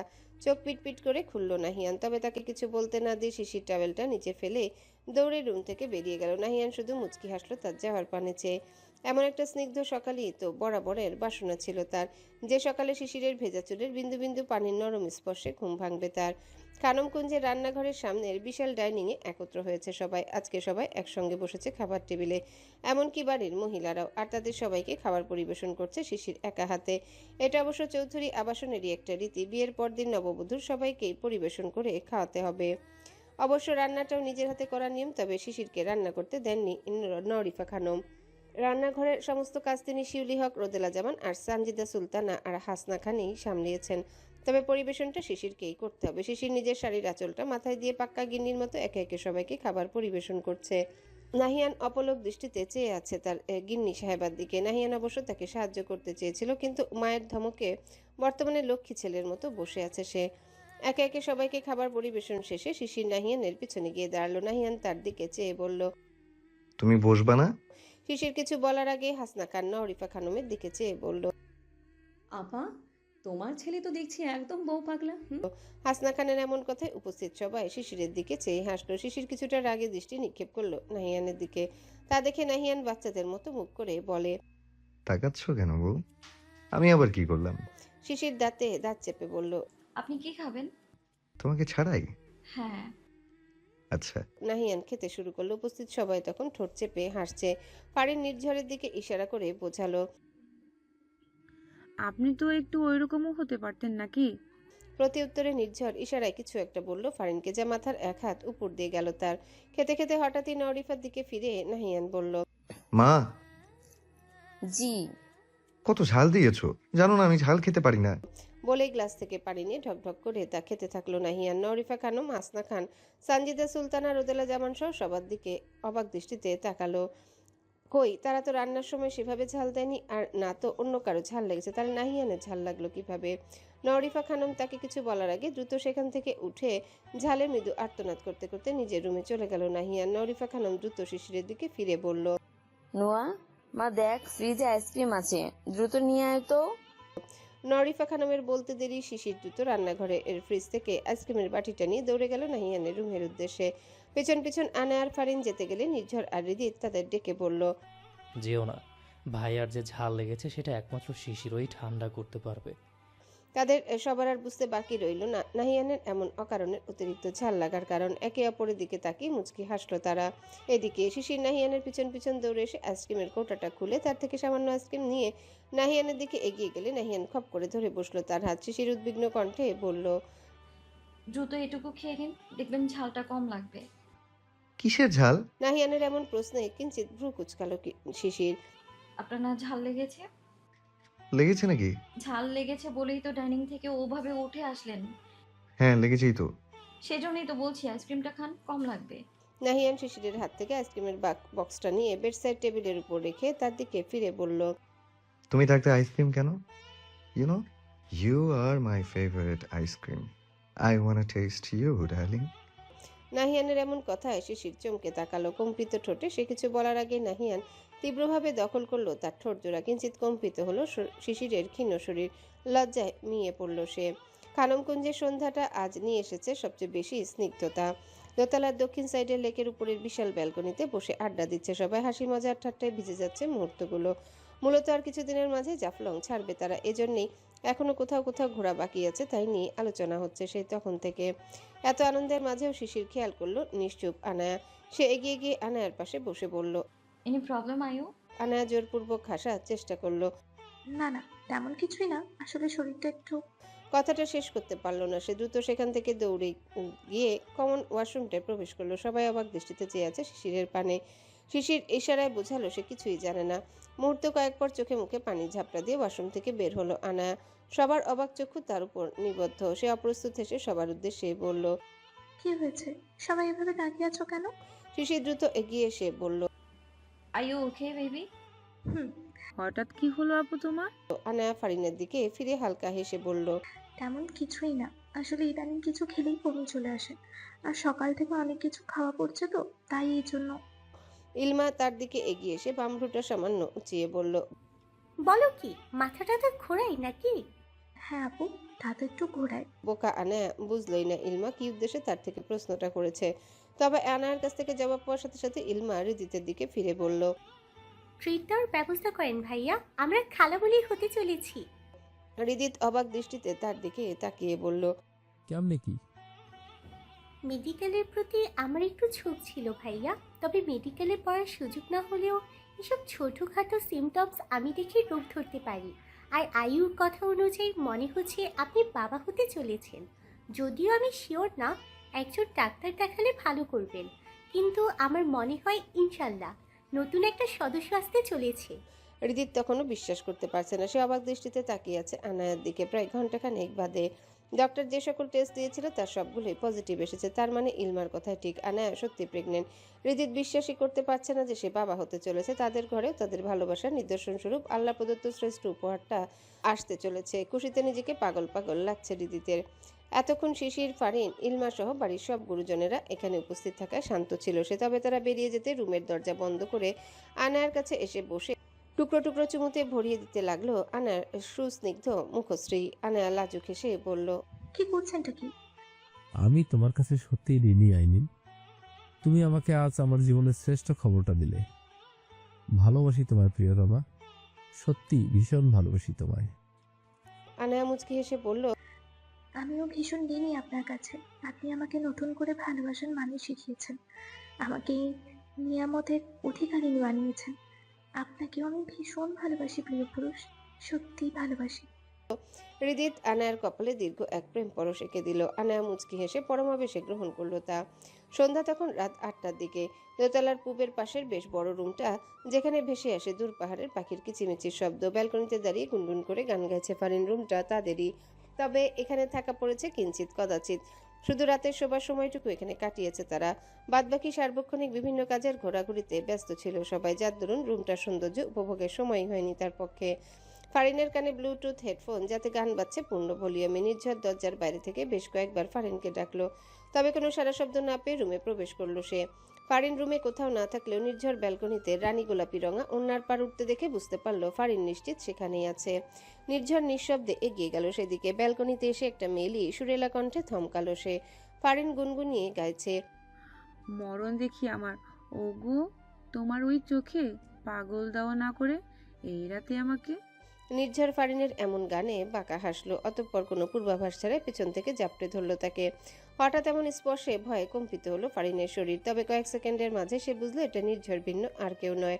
ফারিন দ্রুত নিজের কান থেকে হেডফোন নামিয়ে নির্ঝরের উদ্দেশ্যে বলল, কি হয়েছে? নির্ঝর প্রশ্নের জবাব না দিয়ে বেশ জোরে এক কামড় বসালো তার গ্রীবাদেশে। ব্যথায় সামান্য কুকিয়ে উঠল ফারিন, মুখ দিয়ে কোনো কথা বের হল না তার। ঠিক তখনই নির্ঝর পড়ল, কি গান জানি গাইছিলে? ও, পাগল দাও না করে এই রাতে আমাকে। ওকে, as you wish Mrs Nirjhar Chowdhury. আজকে ঠিক তাই হবে যা তুমি চাও। নির্ঝরের এহেন কথায় ফারিনের চোখ কোটর থেকে বেরিয়ে আসার উপক্রম। ভয়ার্ত ঢোক গিলে সে নির্ঝরকে কিছু বলার আগেই নির্ঝর কোলে তুলে নিল তাকে। ব্যালকনি থেকে রুমে গিয়ে বিছানার উপর আলতোভাবে তাকে ফেলে দিয়ে নিভিয়ে দিল রুমের আলো। নিস্তব্ধ অন্ধকারাচ্ছন্ন সেই রুমের চারিধারে ভেসে বেড়ালো ফারিনের মৃদু হাসি, রিনরিনে শব্দ। শীতের কুয়াশায় মোড়ানো এক অদ্ভুত গভীর রজনী, নিন্দাচ্ছন্ন প্রকৃতি, স্তব্ধ চারিপাশ, গগনের মেঘের দস্যিপনায় লুকায়িত চন্দ্রের রূপালী কিরণ। সেই কুয়াশাচ্ছন্ন রাতের মাঝে ইয়ামা খচিত নেভি ব্লু কালার বাইকটা এগিয়ে চলেছে এক অজানা গন্তব্যের দিকে, যার উপর বসে আছে একজোড়া প্রেম যুগল।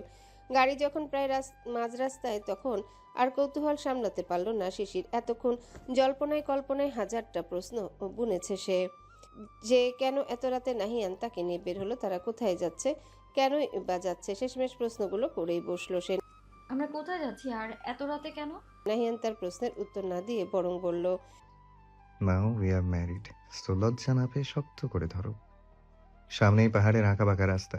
শিশির নাহিয়ানের কাঁধে রাখা হাতটা আরেকটু দৃঢ়ভাবে রাখলো, অতঃপর ফের বলল, আমি কিন্তু আমার প্রশ্নের উত্তর পাইনি। বলো না কোথায় যাচ্ছি এত রাতে।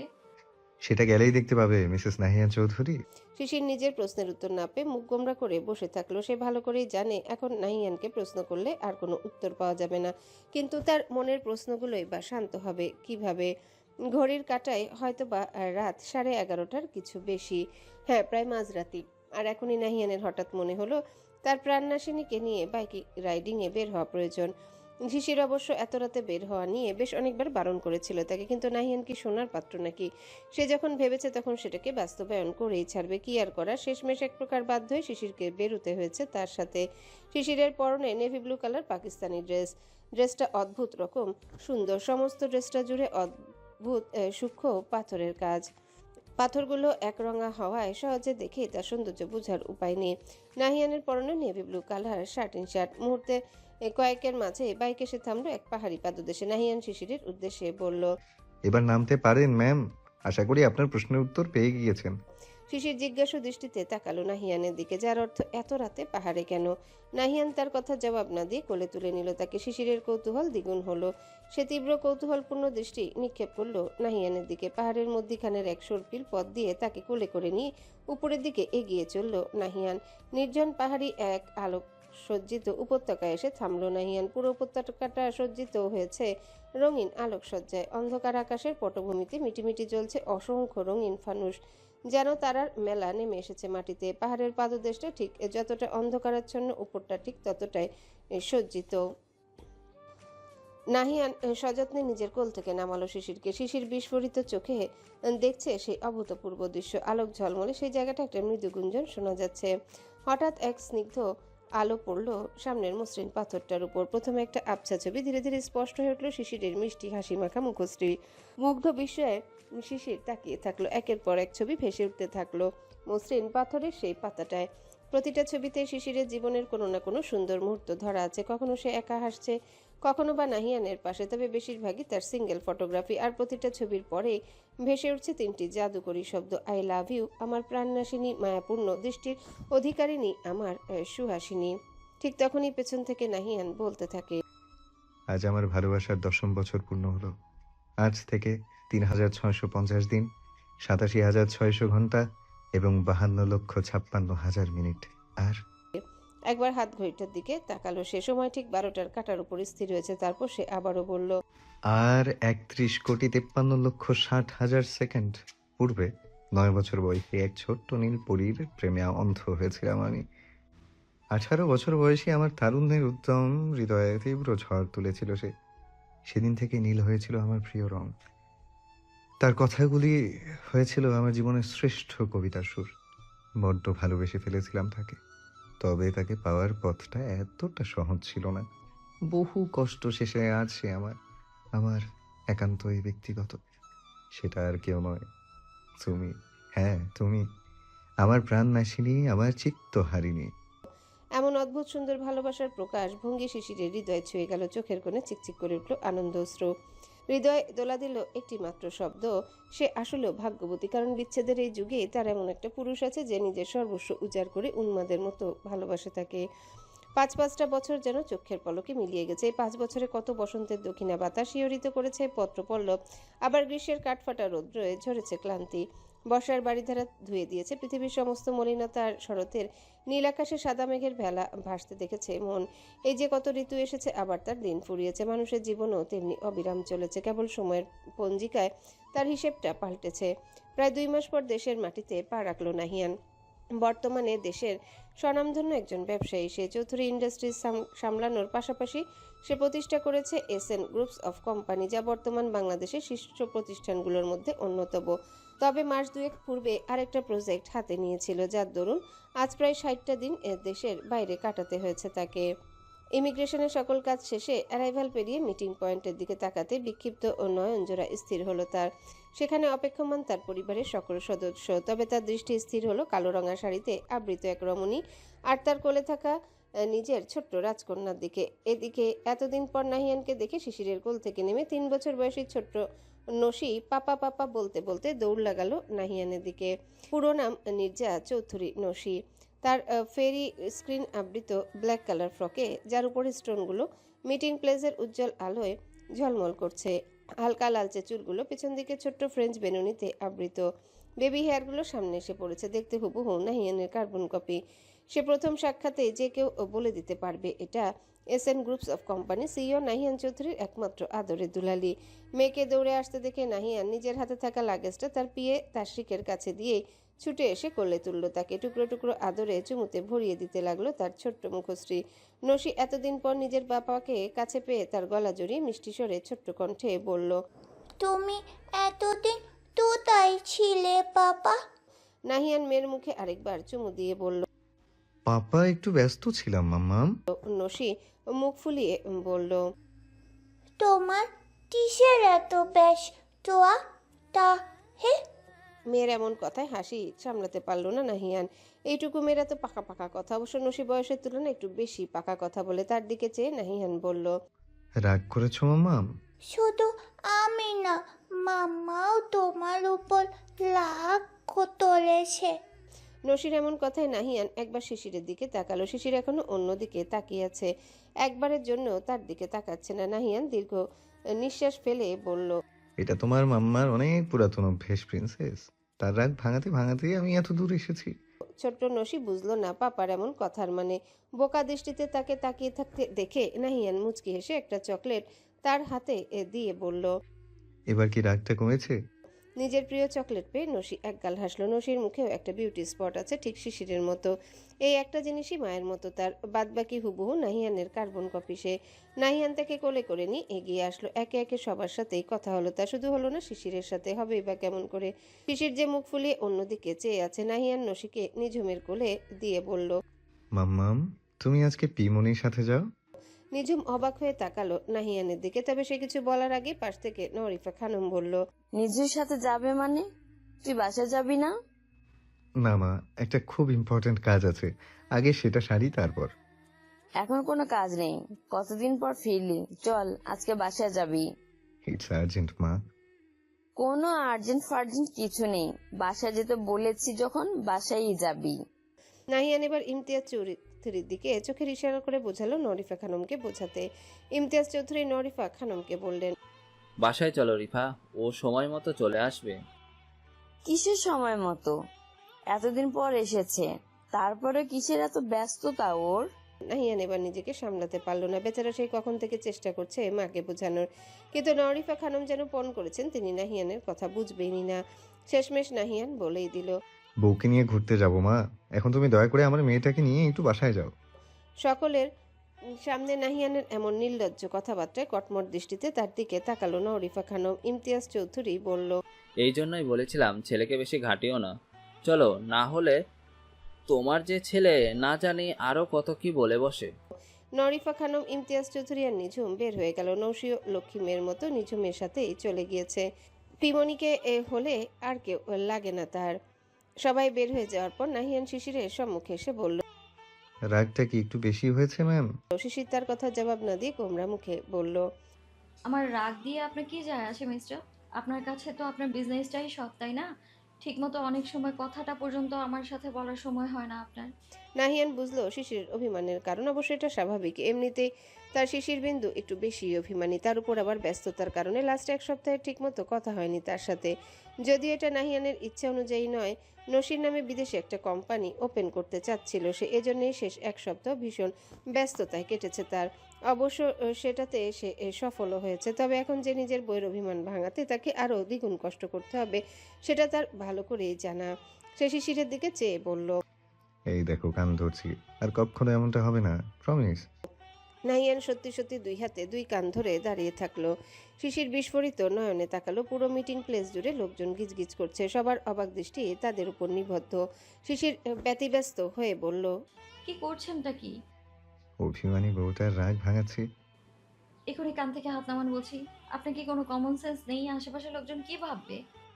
আশেপাশের লোকজন আমার কাছে ইম্পর্টেন্ট না, আপাতত বউয়ের অভিমান ভাঙানোটা বেশি ইম্পর্টেন্ট। কি বললাম, কান থেকে হাতটা নামান। রাগ কমেছে কি সামান্যতম? শিশির বুঝলো এখন যদি সে না বলে তাহলে নাহিয়ান এভাবেই দাঁড়িয়ে থাকবে। এটা ভীষণ দৃষ্টিকটু লাগছে তার কাছে, হাজার হলেও এটা তার স্বামী। আর সবচেয়ে বড় কথা, নাহিয়ান একজন সেলিব্রিটি পারসন, এমন কোনো লোক নেই যে তাকে চেনে না। এভাবে যদি নাহিয়ান দাঁড়িয়ে থাকে তাহলে তার রেপুটেশনের কি হবে? শিশির দ্রুত বলল, হ্যাঁ হ্যাঁ কমেছে, এখন হাতটা নামান। নাহিয়ান কান থেকে হাত নামিয়ে একগাল হেসে বলল, আলহামদুলিল্লাহ, তাহলে চলো বউ ঘুরতে যাওয়া যায়। কোথায়? যে দেশে চেনা জানা মানুষ কোনো নাই, ইচ্ছে করে তোরে নিয়ে যাই। তবে আপাতত বউ চলো কোনো এক নির্জন প্রকৃতি উপভোগ করে আসি। নাহিয়ানের সঙ্গে পা মিলিয়ে এগিয়ে চলল শিশির। এয়ারপোর্ট থেকে বের হয়ে তারা দেখতে পেল তাশরিফ ইতিমধ্যে একটা বাইক নিয়ে অপেক্ষা করছে সেখানে। নাহিয়ানকে তার বাইক বুঝিয়ে দিয়ে সেখান থেকে প্রস্থান করলো তাশরিফ। নাহিয়ান মুচকি হেসে হেলমেটটা পরিয়ে দিল শিশিরকে। অতঃপর বাইক স্টার্ট দিয়ে দুই কপতি মিলে এগিয়ে চলল এক অজানা গন্তব্যের দিকে, খুলনায়। গাড়ি চলছে শহরের ব্যস্ততম সড়ক ধরে। ড্রাইভিং সিটে বসে দক্ষ হাতে গাড়ি চালাচ্ছে নির্ঝর। পাশেই বসা ফারিন, কোলে 1.5 বছর বয়সী ছোট্ট নিধি। পুরো নাম নিদ্রিতা চৌধুরী নিধি। বর্তমানে ফারিন 23 বছরের এক রমণী, খুলনা বিশ্ববিদ্যালয়ের উদ্ভিদ বিজ্ঞান বিভাগের শেষ বর্ষের শিক্ষার্থী। তবে শুধু বয়সটাই বেড়েছে তার, মানসিকভাবে এখনও সে 17 বছর বয়সী তরুণী রয়ে গিয়েছে। নিধি ঘুমাচ্ছে আপন খেয়ালে। ফারিন পরম স্নেহে হাত বুলিয়ে দিচ্ছে মেয়ের মাথায়, কখনো তাকাচ্ছে নির্ঝরের দিকে। 5টা বছরে এই মানুষটার পরিবর্তন হয়েছে অনেক, তবে এখনও রয়ে গেছে সেই প্রথম দিনের মতো যত্নটা। এখনও সে ফারিনকে ঠিক প্রথম দিনের মতোই যত্ন করে। পড়তে পড়তে যখন ফারিন খাওয়ার কথা বেমালুম ভুলে যায় তখন নির্ঝর নিজের হাতে খাওয়ায় তাকে। সারাদিনের বিষণ্ণতা শেষ, সে যখন বিছানায় শরীর এলায় তখন নির্ঝর নিজের নরম স্পর্শে আপন করে নেয় তাকে। নিজের ক্লান্তি শেষেও দিন শেষে নিধিকে সামলায় সে। একটা মেয়ের জীবনে এর থেকে বেশি আর কি বা প্রয়োজন? ফারিন মুগ্ধ দৃষ্টিতে চেয়ে আছে নির্ঝরের দিকে। নির্ঝর নিজের ড্রাইভিংয়ে মনোনিবেশ করেই বলল, আমাকে না দেখে বইয়ের পাতায় একবার চোখ বোলাও, কিছুক্ষণ পরেই তোমার কোচিংয়ে টেক্সট আছে। নির্ঝরের কথায় ধ্যান ভাঙল ফারিনের। সে ব্যতিব্যস্ত কণ্ঠে বলল, কিছু বলছিলেন? নির্ঝর তার দিকে চেয়ে বলল, বলছি যে ম্যাম, বইটা একটু দেখুন, কিছুক্ষণ পরেই আপনার কোচিংয়ের পরীক্ষা আছে আর আমরা সেখানেই যাচ্ছি। নিধি কেউ তো রেখে আসলেন না। ফারিন মুচকি হেসে নিধির মাথায় হাত বুলিয়ে দিতে দিতে বলল, ও আসলে আজকে একটু অসুস্থ হয়ে পড়েছিল তো, এই জন্য কান্না করছিল, আম্মুর কাছে যাচ্ছিল না। আর নিঝুমটাও তো নেই, আম্মু নিজে অসুস্থ, এই জন্য আর রেখে আসেনি ওকে। নির্ঝর বুঝলো আসলেও নিঝুমের উপস্থিতিটা অনেকটা ভোগাচ্ছে তাদের। নিঝুম থাকলে হয়তো নিধিকে সেই সামলাতো, কিন্তু কি আর করার। ঢাকা মেডিকেল কলেজে চান্স পাওয়ার পর থেকেই তো সে নাহিয়ান মঞ্জিলের সদস্য হয়েছে। 2-3 মাস অন্তর অন্তর হয়তো 2-1 বার আসে। কী বা করা যাবে, একটা মেডিকেল স্টুডেন্টের পক্ষে তো ঘুরে বেড়ানোটাও পসিবল না। হঠাৎই গাড়ির ব্রেক কষলো নির্ঝর, তারপর ফারিনের দিকে চেয়ে বলল, চলে এসেছি মিসেস। ফারিনের সাথে সাথে সেও নামলো। কোচিং সেন্টার পর্যন্ত তাকে পৌঁছে দিয়ে সেখানকার একজন টিচারের সাথে আলাপচারিতা শেষে ফারিনের থেকে নিধিকে নিয়ে তার উদ্দেশ্যে বলল, আমি নিচে ওয়েট করছি, মাথা ঠান্ডা করে পরীক্ষা দেবে। কোনো তাড়াহুড়ো করার দরকার নেই, নিধি আমার কাছেই থাকবে। কিন্তু আপনার কলেজ।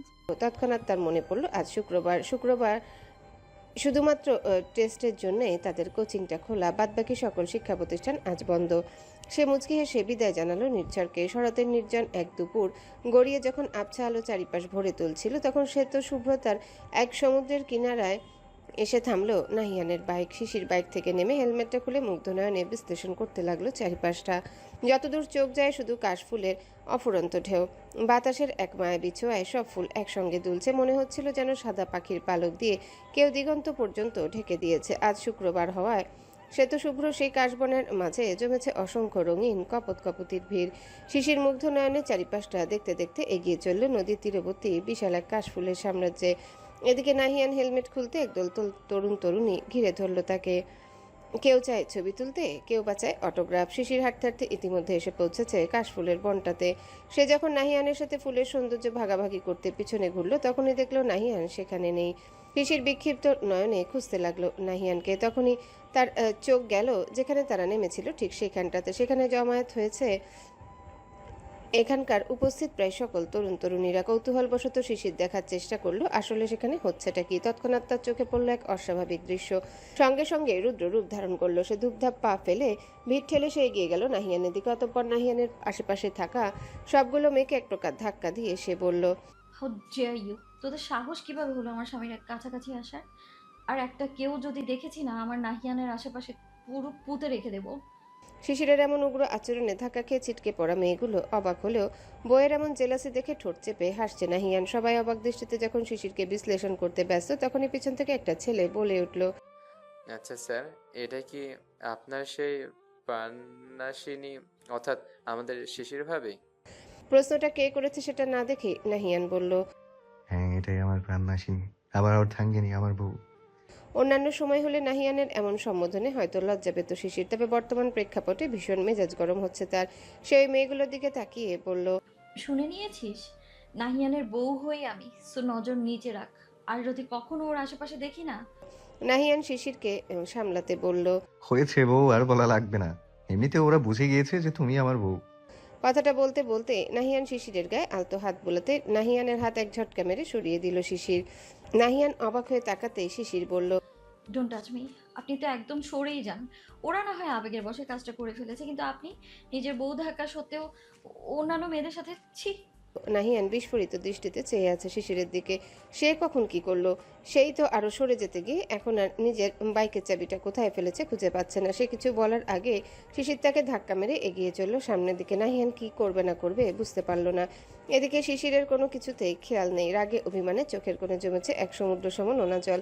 সে হাত উল্টে তালু দিয়ে নিজের সর্বশক্তি ব্যবহার করে চোখ থেকে গড়িয়ে পড়া পানিটুকু মুছে ফেললো। এরপর সামনের দিকে পা বাড়াতেই পিছন থেকে নাহিয়ান জোরে গেয়ে উঠল। নাহিয়ানের সঙ্গে সঙ্গে তাল মিলিয়ে পিছনে থাকা তরুণগুলো গেয়ে উঠল, ওগো আমাদের সুন্দরী ভাবি, একটা কথা শোনেন। মাফ করে দিন না ভাবি, আসলে আমরা বুঝতে পারিনি আপনি এতটা রেগে যাবেন। সকলের এত রিকোয়েস্টে মন গলে গেল শিশির। এসে নাহিয়ানের দিকে ফিরে বলল, হয়েছে, এই নিন উঠুন এবার। নাহিয়ান উঠে দাঁড়াতেই সবগুলো ছেলেমেয়েরা একসঙ্গে হুররে বলে চেঁচিয়ে উঠল। সেদিকে তাকিয়ে মুচকি হাসলো শিশির।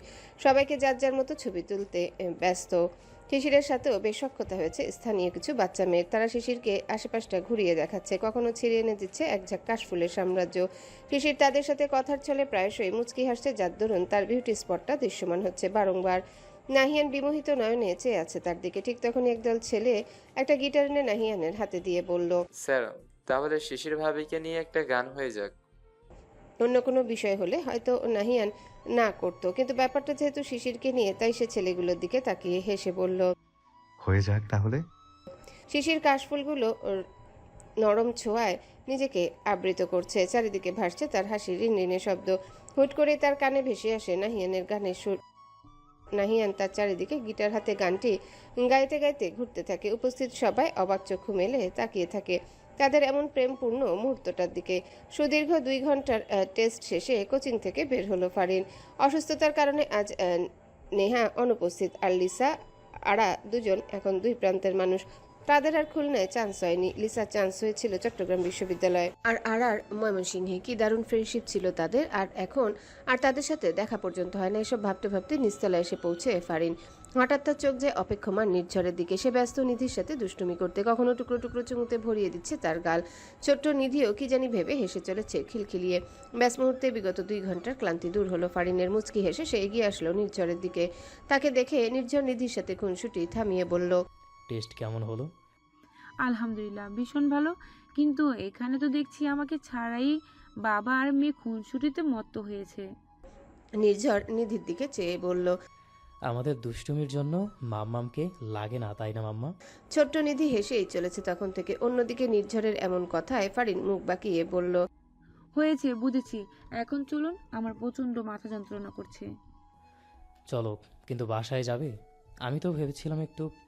ফারিন গাড়িতে উঠে বসতে বসতে বলল, সেটা না হয় অন্য কোনো একদিন যাব, আজকে প্রচণ্ড মাথা যন্ত্রণা করছে, আর নিধির শরীরটাও বেশি ভালো না। নির্ঝর নিধিকে ফারিনের কোলে দিয়ে বলল, বাবা এত ম্যাচিওর কবে থেকে হলে? হয়েছে হয়েছে, যেই দিন থেকে আপনার বাচ্চার মা হয়েছি সেই দিন থেকেই হয়েছি। নির্ঝর ঠোঁট উল্টিয়ে বলল, but I miss my immature বউ। গাড়ি চলছে ব্যস্ততম সড়ক দিয়ে। হুট করেই ফারিনের দৃষ্টিগত হলো একটা আইসক্রিমের গাড়ি। সঙ্গে সঙ্গে সে নির্ঝরের উদ্দেশ্যে বলল, থামুন থামুন। ফারিনের এমন চিৎকারে তৎক্ষণাৎ গাড়ি থামালো নির্ঝর। বিস্মিত কণ্ঠে বলল, কি হয়েছে? আইসক্রিম। কথাটা বলতে গিয়েও থমকালো ফারিন, কেননা কিছুদিন আগে জ্বর থেকে উঠেছে সে। এখন যদি সে আবারও নির্ঝরের কাছে আইসক্রিম খেতে চায় তাহলে নিশ্চিত বিনামূল্যে এক ঝুড়ি বকা শুনবে তার থেকে। তবে এখন আইসক্রিমটাও ভীষণ খেতে ইচ্ছা করছে তার। হাজার হলেও আইসক্রিম লাভার গার্ল বলে কথা, যে কোনো পরিস্থিতিতে হোক আইসক্রিম তো তাকে খেতেই হবে।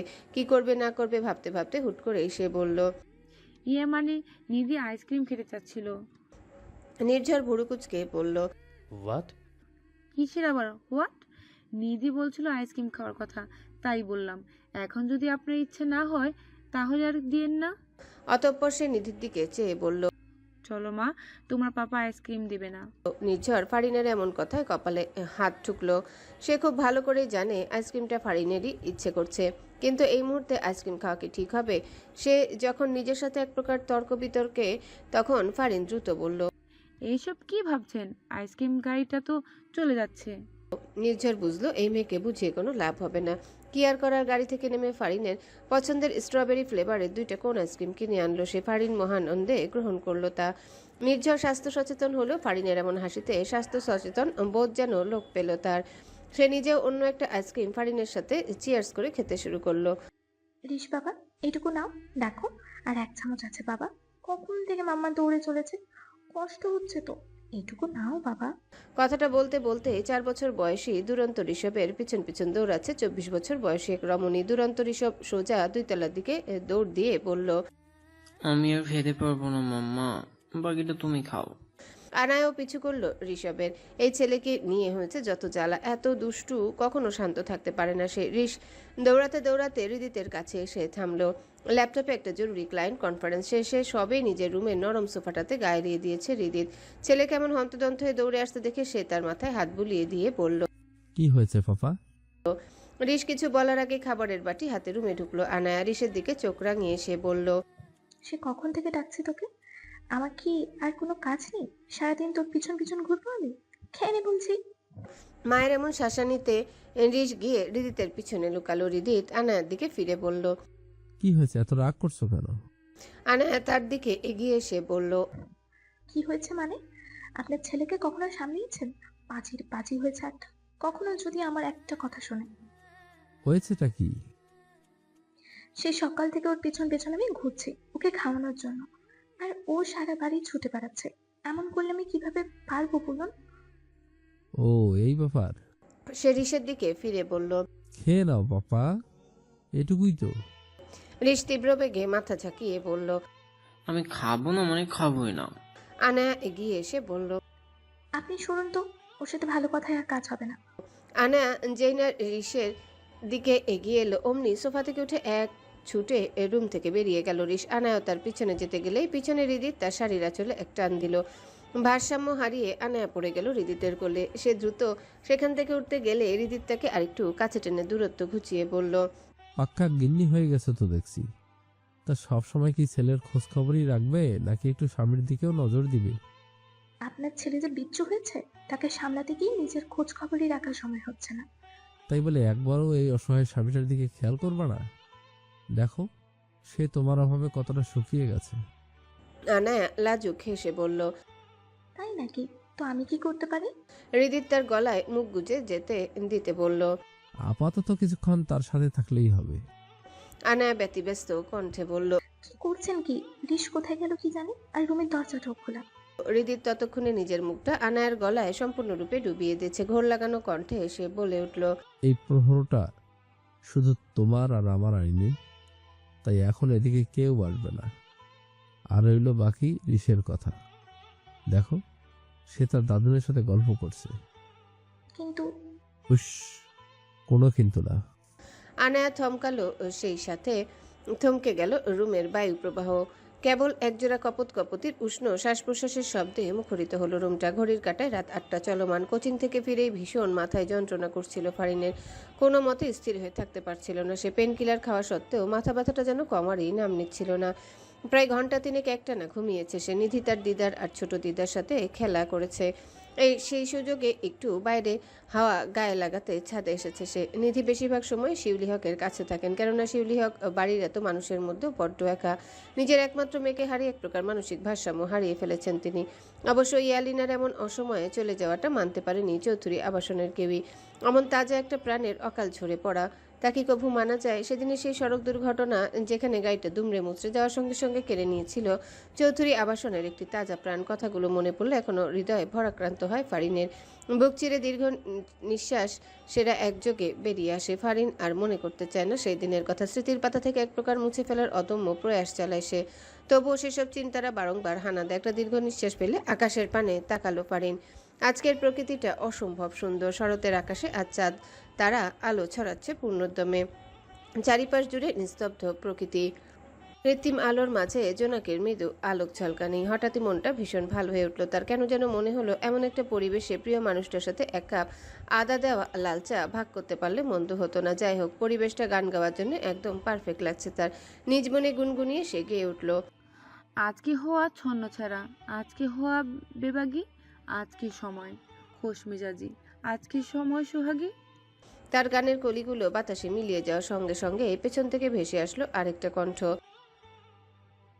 পরিচিত কণ্ঠে পিছনে ঘুরতে ফারিন দেখতে পেল তার পিছনে দাঁড়িয়ে আছে তার শ্যাম পুরুষটা, হাতে দুইটা চায়ের কাপ। ফারিনকে দেখে এগিয়ে আসলো সে। আবারও সে গেয়ে উঠল।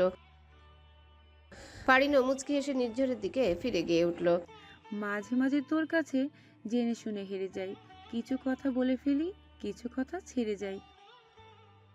মাঝে মাঝে তোর কাছে জেনে শুনেই হেরে যাই, ও মাঝে মাঝে তোর কাছে জেনে শুনেই হেরে যাই, কিছু কথা বলে ফেলি, কিছু কথা ছেড়ে যাই।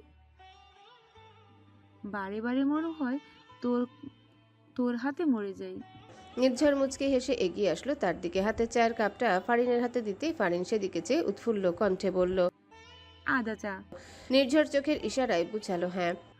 আপনি কি করে বুঝলেন আমার আদা চা খেতে ইচ্ছে করছিল? নির্ঝর ফের চোখের ইশারায় বুঝালো, এমনি। নির্ঝরের এমন ইশারায় মুচকি হাসলো ফারিন। ছাদের দোলনাটায় বসলো তারা। আকাশে বিশাল রূপালী থালার ন্যায় চাঁদ। হঠাৎই ফারিন নিজের মাথা রাখলো নির্ঝরের প্রশস্ত কাঁধের উপর, যেন সেখানেই নিজের শ্রেষ্ঠ আশ্রয় খুঁজে পেল সে। নির্ঝরও মুচকি হেসে অতি যত্নে আপন করলো তার সহধর্মিনীকে। সারাদিনের ব্যস্ততা শেষেও একদণ্ড ছুটি নেই তার। সারাদিন হাজারো ছুটাছুটি শেষে এখন ফের পড়তে বসতে হয়েছে তাকে। আল্লাহ ভালো জানে কেন যে সে মেডিকেল অ্যাডমিশন পরীক্ষাটা দিল। আর পরীক্ষা দিলে যে চান্স পেয়ে যাবে এটা জানলে হয়তো কখনোই সে মেডিকেল অ্যাডমিশন টেস্ট পরীক্ষাটাই দিত না। নিজের মনে এসব চিন্তা করছিল আর কপাল চাপড়াচ্ছিল নিঝুম। হঠাৎ তার ফোনে বেজে ওঠে মেসেজের টুংটাং শব্দ। বিরক্ত চোখে ফোনের স্ক্রিনে তাকাতেই ভেসে উঠে মেসেজ ফ্রম মিস্টার ইন্ট্রোভার্ট। মুহূর্তে দলা পাকে থাকা কপালের চামড়া শিথিল হলো তার। হালকা হেসে মোবাইলটা হাতে নিয়ে মেসেঞ্জারে ঢুকলো সে। সকাল থেকে প্রায় 50টার উপর মেসেজ এসেছে সৌজন্যর প্রোফাইল থেকে। তাকে অ্যাক্টিভ দেখে দ্রুত একটা মেসেজ লিখলো নিঝুম, কি ব্যাপার মিস্টার ইন্ট্রোভার্ট, মিস করছেন নাকি? এতগুলো মেসেজ, ইমোজি। মেসেজ পৌঁছানোর সাথে সাথে ওই পাশ থেকে সৌজন্য রিপ্লাই। থাকো কই তুমি? হ্যাঁ, সকাল থেকে কত মেসেজ দিলাম, রিপ্লাই কোথায়? এই পাশ থেকে নিঝুমের টাইপিং। আমি একজন মেডিকেল স্টুডেন্ট মিস্টার, সো আমার কাছে না মেসেজের রিপ্লাই দেওয়ার মতো অত সময় থাকে না। আর আপনি জানেন না আজকে ভাইয়া আসছে, কত কাজ ছিল জানেন? ওই পাশ থেকে সৌজন্য। আইসি আমার মেডিকেল স্টুডেন্ট রে, আমার তো ইঞ্জিনিয়ারিং এর লাস্ট ইয়ারও এত পড়াশোনা নেই যতটা তুমি মেডিকেলের ফার্স্ট ইয়ার থেকে দেখাচ্ছ। ও হ্যাঁ, শুনেছিলাম ভাইয়া আসছে, আমরাও কালকে আসার চিন্তা ভাবনা করছি। ইঞ্জিনিয়ারিং কোনো সাবজেক্ট হলো? একজন মেডিকেল অফিসারের কত দাম জানেন? আর আপনি যে কি ইঞ্জিনিয়ার হবেন তা আমার বোঝা হয়ে গিয়েছে।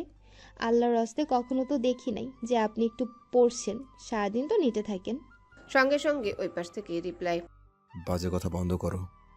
আর হ্যাঁ, তুমি কি বাসায়? আই মিন আজ তো শুক্রবার, তো কোচিং নেই, সো টাইম আছে তোমার কাছে?